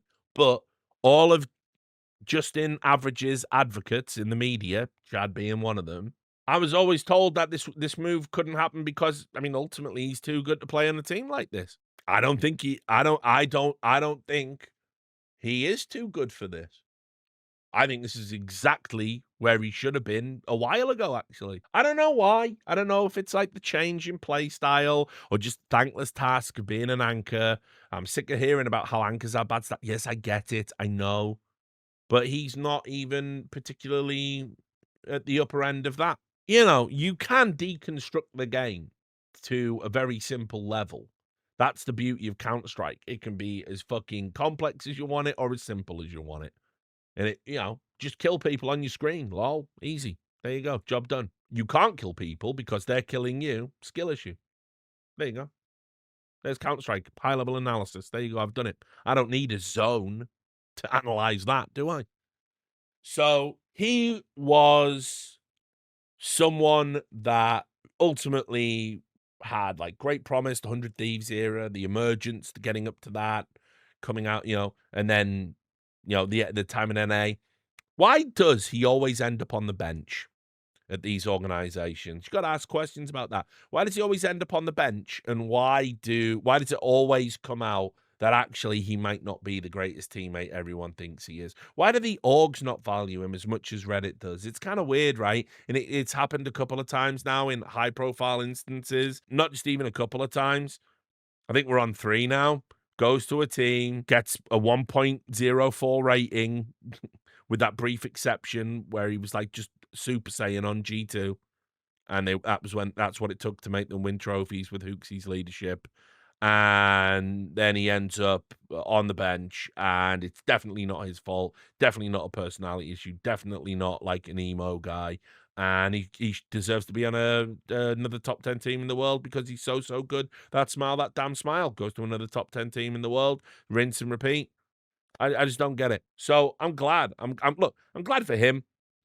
It sounds like he's someone as well that was like making the hop to and from like Australia when he was doing all the travel. Australia is a hell of a place to fucking get to, man. Like I wouldn't want to be traveling from Australia all of the time. But also as well, if you're Australian, I'll say this about Australians. They are, I mean, I watched the excellent Foreign's reflections with Sponge, which was fantastic. I think, a 4-parter.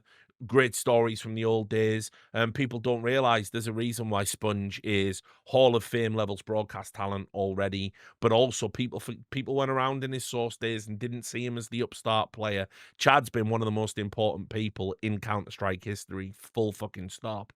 And he made a point on the reflections. He said, when you're an Australian, we do have a unique kind of connection to wanting to be outside in the sun and doing things like this. And then, you travel to parts of the world and it's not Australia. And Australia is so unique in what it is that we get homesick very quickly in our experience. And I know that happened to Chad. He spent a long time on the road, and it probably happened to Justin as well. And I think that's probably something where maybe my criticism could have been toned down a little bit because he probably went through some shit I couldn't reflect about. But I don't care about that. I care about Reddit talking bollocks. And so anyway, him going to FlyQuest it's the homecoming. It's the homecoming, the end of JKS's career. Always was going to have, should have had, definitely is good. It's going to be good for him mentally, probably. I saw his announcement video. That damn smile was back. And ultimately, he's going to elevate FlyQuest. He came in for Liaz, by the way, who we saw in the free agency earlier. He's going to batter people in that region of the world because he always did, and he always has. It's just, unfortunately, he was not quite the star player you thought he was going to be after 100 Thieves. It just It just wasn't meant to be. Happy he got the move he probably wants at this stage in his career. Happy FlyQuest have got a clear improvement on their roster. I'd give this 2 thumbs up, but then Reddit will say things like Richard's gone soft, so it's only getting 1. Good move all round. Do feel vindicated about my opinions. It's time. It's time to do the awkward one. Team Liquid brought in a coach because, incredibly, for the longest amount of time, they didn't have a coach, and it turned out they were using this guy, Jay DeMars DeRover, as their coach, essentially. He's just an analyst, but he was essentially doing that role. Now, do want to just say, possibly tied with Dick Stacy for the shittest name ever, maybe, in Counter-Strike history, especially when you can meme it to the majors over when you crash out of the major because your team is terrible. But an analyst is not a coach, and a coach sometimes isn't an analyst if you are interviewing the G2 CEO. And so this had to happen. It's remember, Liquid are a professional organization, but they're spending more time advertising the Esports World Cup on social media than they are getting their fucking Counter-Strike division into shape. And that is mind-blowing to me. And so they didn't make any roster changes. They're going to keep the same roster. Now, I know something's wrong at Team Liquid. By the way, they lost again today. Sorry, not today. When was it? Yesterday? They lost to Sashi in the European closed qualifier for ESL Pro League. And that means they're not going to be in the EPL, apparently. So I know that there's problems at Team Liquid. If you can't beat Sashi in a best of 3 as Team Liquid, you've got problems. And we saw them at the major, and they were shit. I nearly put them my 0-3. I don't know why I doubted myself. Sometimes you doubt yourself. You look at that, it's Twists. I love the guy. But the Twists that left FaZe, again, to go back, don't know what happened, man. Something, he didn't pack all the constituent parts of his personality and skill set. He left some in the FaZe building. And he's done the IGL bit. That wasn't great. He is doing the interview. Never put a microphone in front of Twists at the moment. I would absolutely insist. I would have a rule if I was Team Liquid: no Twists interviews. Because unfortunately, he keeps giving the game away. He keeps revealing stuff, saying that we were exhausted after our boot camp. That was probably, I don't know if that's like to get somebody fired or something. But like, clearly when you say that, you're upset at somebody's incompetence. Now, I don't know who the fuck that is, but clearly Twist is unhappy with someone at the organization because there's no reason to say that. And he's smart enough to know that's a bad thing to say. He's a very savvy guy. And so that's crazy. Ultimate played his heart out in the last series. He did everything he could. I love the signing of Nerds. I love the signing of Shuhei. This is the one G2 let get away. You could have had IGL fucking situation locked up, sorted out for years to come, and you let Team Liquid, and they're gonna ruin this guy's life. They're gonna ruin this guy's life. Because let me also tell you, what do we know? What have we learned throughout history? You can't blend NA and European structure. It doesn't work. NA needs to be explosive and vibes oriented, and we all have to be on the same page at the same time at any given moment and hope no one fucks someone else's girlfriend or does something crazy. And if we can maintain that, we can have success in NA. Comms, who needs him? He's lit. Just scream that 10 times. Do we even need a playbook? Nah, it's fine. That's how NA operates. They've always operated like that. I remember first time way back in the day when but because it was all played on the internet. So obviously NA and Europeans never really met. And then we watched this class of style, and it would be like European players would be hid around like a corner on Inferno, and they would be like saying, and when in 5 seconds we're going to throw the flash. And then they will all be blind on the side, and then we'll go he can't even finish the fucking sentence because some NA guy who's absolutely cracked has just ran around the corner dry without a flash and just killed 3 of them. I've got ADHD, lol, and just killed everyone. I just won the game. Fucking neat game. Well, because they couldn't stand still and counter flash. I was watching it and I was going, what the fuck? This is mental. Europe ain't ready. And that, right? You can't deal with that. And so lo and behold, NA started to import some of the European structure, but keeping their identity. Europeans realized that actually being explosive and a bit more bombastic can be good, and certain players assimilated that into their fucking game, and it made the scene richer. Now, this is the problem. When they play on the same team, the NA guys want to do NA things, and the European guys want to do European things. And it's just, it's the one area you don't seem to be able to mix. We've got all these international lineups, people coming from all over the world, playing together, speaking broken English and learning together and growing together, and it's all working. You put NAs with Europeans, it's ass. And this, it's not going to work. And the decision to keep NAF, listen, Keith is a beautiful human being. Great guy. Wish him all the success in life. Even he knows he should have been cut for how he's played lately. Even he knows. He said it in that interview. He said, I don't even know if I'll still be here. Well, turns out you will, because Team Liquid couldn't make a good fucking decision if their lives depended on it. Fortunately, for now at least, they don't. We'll see how the Saudi friendship pans out. So they brought in a coach. They brought in a real coach. They brought in Flashy. Now, do you know who Flashy is? Flashy was at Na'Vi, and he was an analyst there. And as you can see, HLTV have framed exactly what Team Liquid are doing. He has worked under the tutelage of Blade. This is the highest level of job he's ever had. He did do, by the way, he did excellent work in the women's game where the CLG Red team, that our friend of the stream, Goosebreeder, plays on now in FlyQuest Red. He had a lot of success in the women's game. So can that translate? I don't know. But that's not what has happened here. They think because he studied under Blade, this is how Team Liquid operates these days. They think because he studied under Blade, he's going to have this like methodical, analytical, tactical approach like Blade. Now, he might. That might be how he does the game. Never seen him do a coaching session. Never talked to the guy. Don't have any insight on how he works. Never even talked to any players about how he coaches. This guy, I'm probably as blind as the average fan about how it's going to work.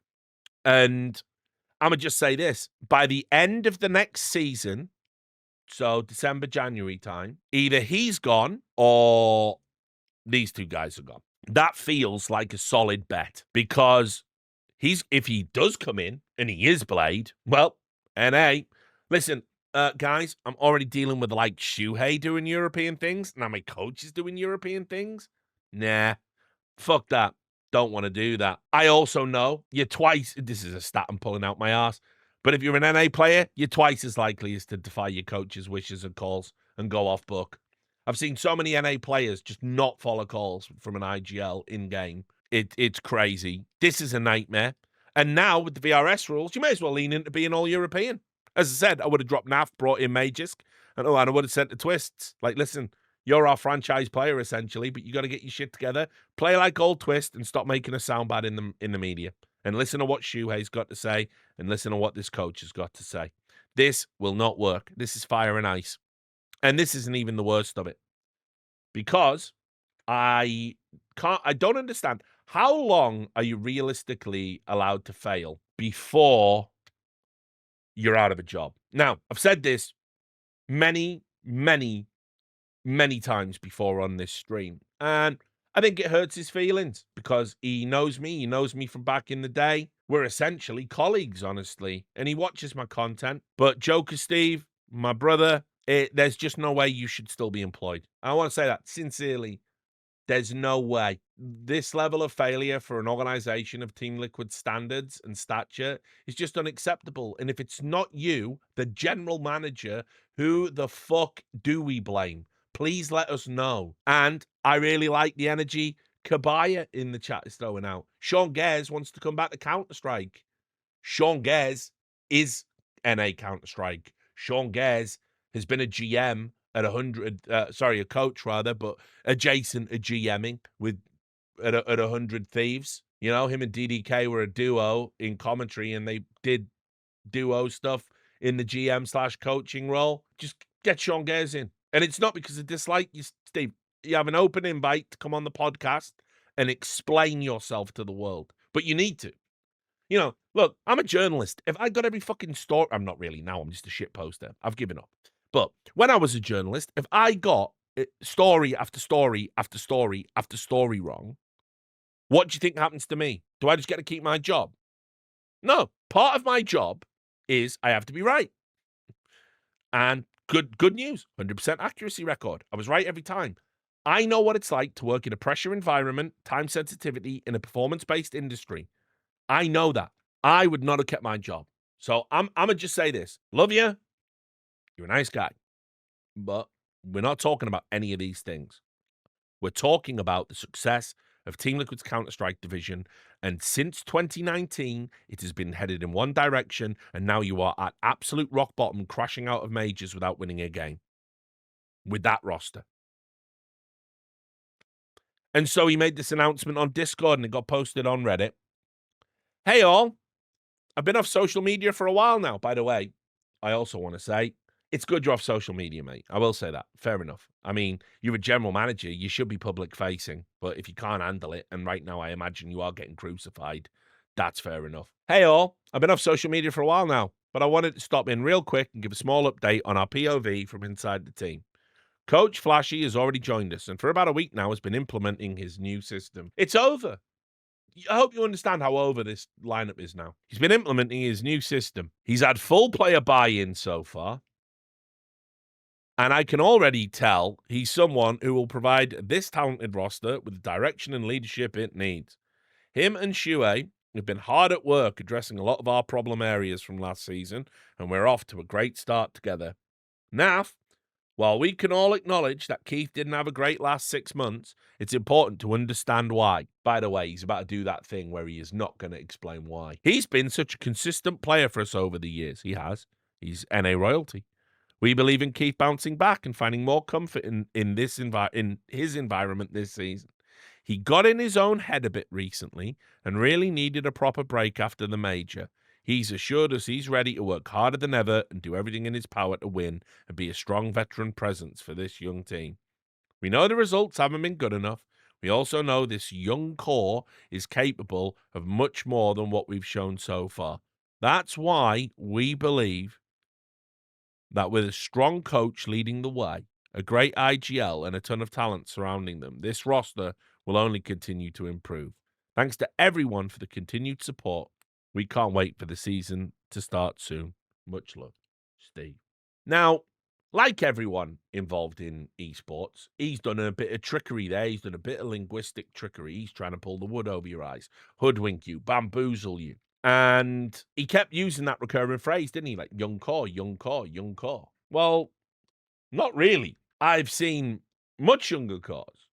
I mean, like the Mongols, you know, from a region with no money, just play in a fucking major final and take a map off the best team in CS2 history. You're not as young as that core. And it's kind of wild because it's like Nertz is 26, right? Nertz is 26, Twists is 25, Naf is 27. Okay. And yeah, Shuei is 22 and Ultimate is 21. But that makes their average age like 24. And Mosifa says it's closer to 25. He says it's 24.8. I can't do maths. I'll take his word for it. In what world in professional Counter-Strike would 24.8 be a young core? I mean, you know, in life, yeah, that's young. They're all young guys. If we're talking about life. But we're talking about sports. And in particular, we're talking about esports. That is not a young core. And the reason, and I hate to do it to you, Steve, but if you're going to post shit like this, what do you want me to do? I can't ignore it. He's using the phrase young core, veteran presence, creating this illusion that they're just young, inexperienced guys on the team. He's doing that to explain why they've had problems. And if you're a Team Liquid fan, you know the problem's got nothing to do with age. Roster after roster after roster, bad ideas, players being allowed to pick other players, players being uncuttable from the roster because they're too powerful to the brand, too important. That's managerial stuff that's coming from the managerial level. It's got, you can stop that. It's outrageous. This statement's outrageous. The fact they haven't made a roster move is outrageous. The fact that they think they're just going to get better because they're picking a fucking Blade acolyte from obscurity to be Team Liquid's coach. Mental. So, look, I don't know.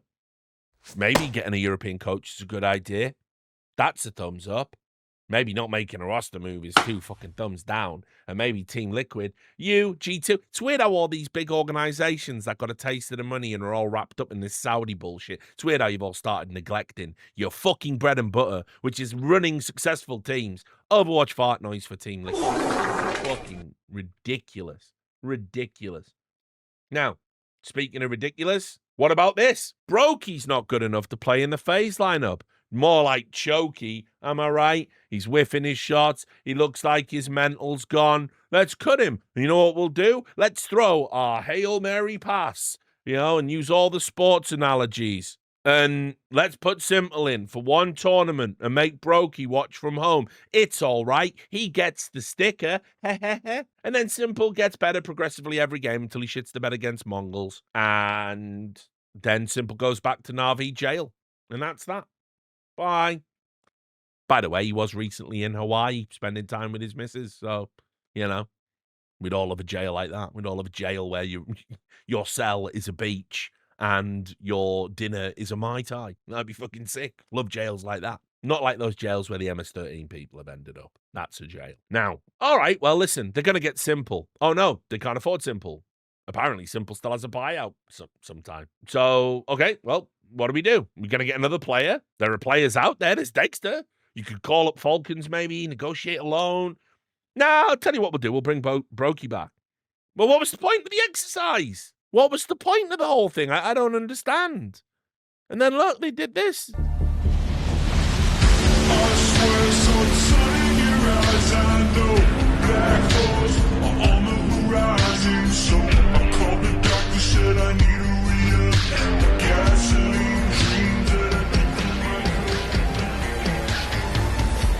I'm back. You were gone a week. I don't need the video, let alone the fact that this would be a wicked fucking video if the problem, first of all, it would be a wicked video if I was watching a Rocky film, which I'm not. I'm watching real life. Then, on top of that, if the problem was his ability to do press-ups and lift weights, problem solved. He could do it. His arms are working again. His problem is he can't click heads. I just don't know. Fuck that video. FaZe are usually really, really, really, really, really good. Some of the best in the content. That video is wank. This is a silly decision. And look, I like Brokey as a player. Like him as a guy, all that usual shit you always have to say when you hurt somebody's feelings potentially. I just don't understand, what's going to have changed in the week he's been gone? What's going to have changed? He's coming back? He's just going to be good again? He's going to make all the right decisions? He's not going to go missing in big games? That pressure get to him, get inside his own head? He's going to start landing all of his shots? Why would that happen? It could. Obviously, it could.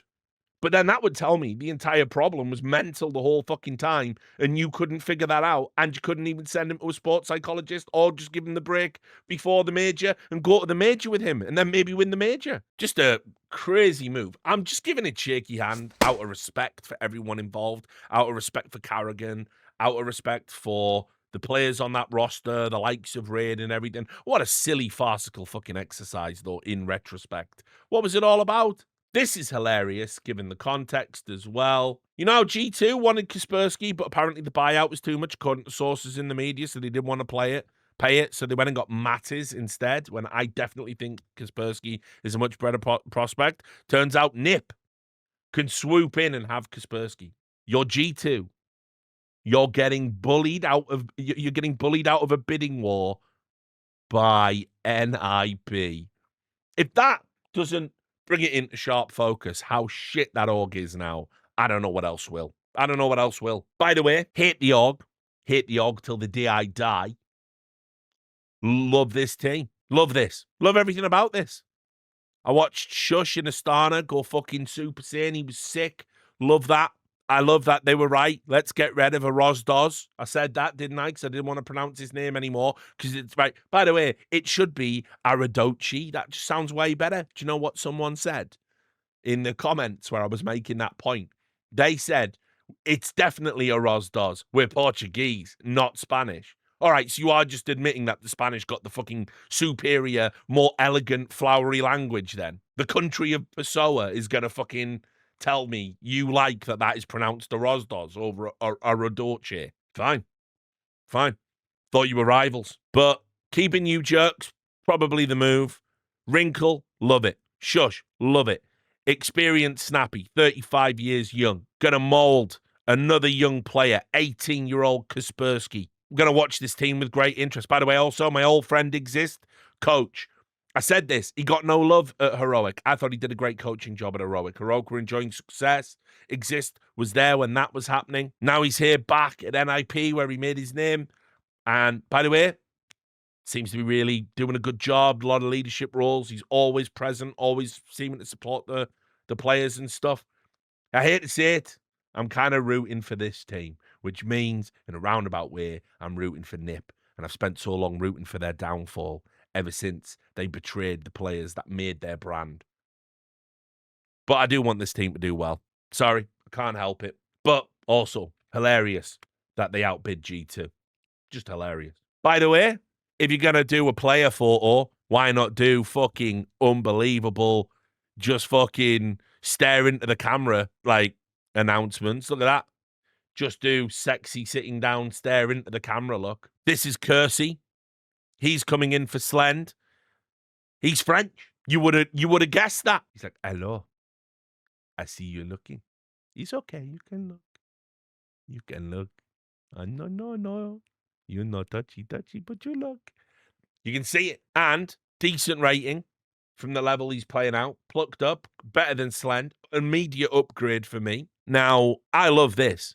I just love everything about this. This makes him sound like he's going to be a fucking great pickup. Kersey is a graduate of the KRL-owned Gen 1 project, which developed the likes of Gravity. Don't like that so much. Gravity, not a great player. Netu, who it's problematic to have to say his name whenever you watch an Ents game because I'm always scared the political worm in my brain is going to make me call him Netanyahu, which I'm very nervous about all of the time. And he's already played with Shocks and Smiths. All right. I love it. I love that you keep doing this, Gamer Legion. I love that you can always find a player and just based on your track record, there's a 78% chance it's going to be good. So you've resurrected Rez. You saved ZTR. You've turned Towson into a more complete player. You discovered PR, one of the most exciting young players in the world. Probably him and Zwei take that mantle right now, apart from the obvious ones that we've all know. I'm talking about, you know what I mean. The ones that haven't already made it. And now you've thrown in a French guy that's already played with Shocks in his career. Wicked. Sick. I'm in. I'm signed up. My love for Gamer Legion has never been stronger. Love you, Ash. Love you, Gamer Legion. 2 thumbs up. Gamer Legion for life. I'm a fan. I'm a fan of what you're doing. Love your organization. Wish we had more of you than more of Falcons. Counter-Strike could be a better place. And we are kind of coming up to the end of that Rostermania. Now, you know what that means, unfortunately. That means that Mouse obviously didn't make a move. Do they need to make a move? No. But also, are they the second best team in the world right now? They're not, are they? It says they are in the ranking, but they're probably not. Mongols didn't make a move, just played in the major final. Kind of makes sense, but still, yeah. Right? Spirit, they did make a move, right? They did make a move. Aurora, don't even know what's going on there. All that talk about them getting arrested, that all just went away. What's happening? Does anybody know? They need to make a roster move. They're cooked. Falcons made a roster move, but I mean, that's just how that works, right? Na'Vi made a roster move. FaZe made the fucking most asinine, boring roster move of cut player, play with Simple for 1 tournament. Well, technically 2, although the one that they played with Skulls doesn't count at all in Dallas. And then brought Brokey back. Furia, they already made their big cuts, so fair enough. Pain, they're in the top 10 after their major run. No moves for them. G2, it doesn't show it on there for some reason. They've made their moves. Never been more underwhelmed. So, what should have been the best Rostermania, which even the great Richard Lewis said was going to be a mega Rostermania, it was absolute cheeks. It really was, wasn't it? It was anticlimactic. You got to say it. When the most exciting move is Spirit, I mean, like, for me, Spirit cutting Magic. But it probably says Kiyosuke going at Falcons and wondering about whether that's going to be the super team or not. I just don't know. I just thought it was going to be better. I really thought it was going to be better. Thought Spirit were going to consolidate power by bringing in one or two more Russian pieces. There's talent in them thar hills. There's gold in them thar hills. Or maybe like FaZe was just going to make one blockbuster signing to replace Brokey. Or Na'Vi, we're going to get a big name. Full heel turn, bring Jambo in. Jambo just doesn't want to do the Fnatic thing. I was thinking Simple would at least announce some team, maybe FaZe, doesn't matter who. And I got none of that. And what does that mean? Well, it just means we're still living in the Vitality era. Like, conservatively, I've said that 3 times in 3 hours of this stream. Need another word. And people count the words. People count recurring words because recurring words, recurring phrases, they trigger people's autism. It's a thing for people that are on the spectrum. They spot repetition in some types. They spot repetition really easy and they find it very jarring. It was like the idea, the correct thing, where I said correct 6 times in a 2-hour podcast. And people got mega upset and said I'd said it 36 times, which of course I hadn't. Thorin says the joke is maybe 3 or 4 times in a 2.5 hour podcast. That's all he ever says. Just how it goes, isn't it? But anyway, let's do it the opposite direction. Even if you were to be generous, let's not be conservative. Let's be the opposite. Let's not be sparing. Let's be as verbose as we possibly can in our praise for all these other organizations. I am looking at that top 10. Who is knocking Vitality off the top spot? Realistically, it's Spirit or Falcons. That's it. They're realistically the only 2 teams I can see beating winning tournaments consistently in place of Vitality. Sorry, and also for the Americans listening, Falcon. So, just in case you've been wondering who this Falcons team is. So, not great. Not great at all. Like, usually, when you have a Rostermania, you come out of the Rostermania and you go, oh, look, you got this team here and that team there, and they made a move and they lost a player, and there's like a state of flux. Status quo has largely been maintained here, in my opinion, and ultimately, maybe 2-3 moves you would call blockbuster. Where it gets interesting, where it's been, to try and salvage it a little bit at the end, where it's been an interesting Rostermania, there's a lot of teams that were competitively weak further down the trough that have all theoretically got better. Heroic got better. Gamer Legion got better. NIP got better. MIBR, maybe. Nothing can save Virtus Pro. Astralis locked in Hooksy. They got better. So it's like this chunk from like 12 down to like maybe 26, like 30. There's teams there that got better that are going to definitely jump up and knock some of these people further down, like VP and Pain are artificially inflated right now. This whole Na'Vi gamble is insane. I do not think Makazi is going to fucking turn Na'Vi around. I think Na'Vi are going to be outside of the top 10 probably within 3 months. So I don't know. Very, very strange Rostermania. In fact, I might give this Rostermania one big Overwatch fart noise. Why? Because of the tantalizing prospect that we had coming in and people being ambitious and all the Saudi money flowing. Maybe we want to topple Vitality. But instead, Vitality just look like they're going to keep their crown and everyone else is really just, can we be in the palace, my lord? Please. So, there it is. That was my... Whoop, that's the wrong screen. That's my Rostermania review. And ultimately, while I'm excited for the likes of Heroic and excited for the likes of Gamer Legion, actually, I said it was the wrong one. It's kind of tonally appropriate for how I feel about the Rostermania. Sad we didn't get more to talk about, more exciting stuff, but there it is. We'll have to wait another 6 months before we get one of those. Pray for Simple. Pray for anyone who has to watch Virtus Pro. Pray for whoever's getting arrested outside of my house. That's that. Bye.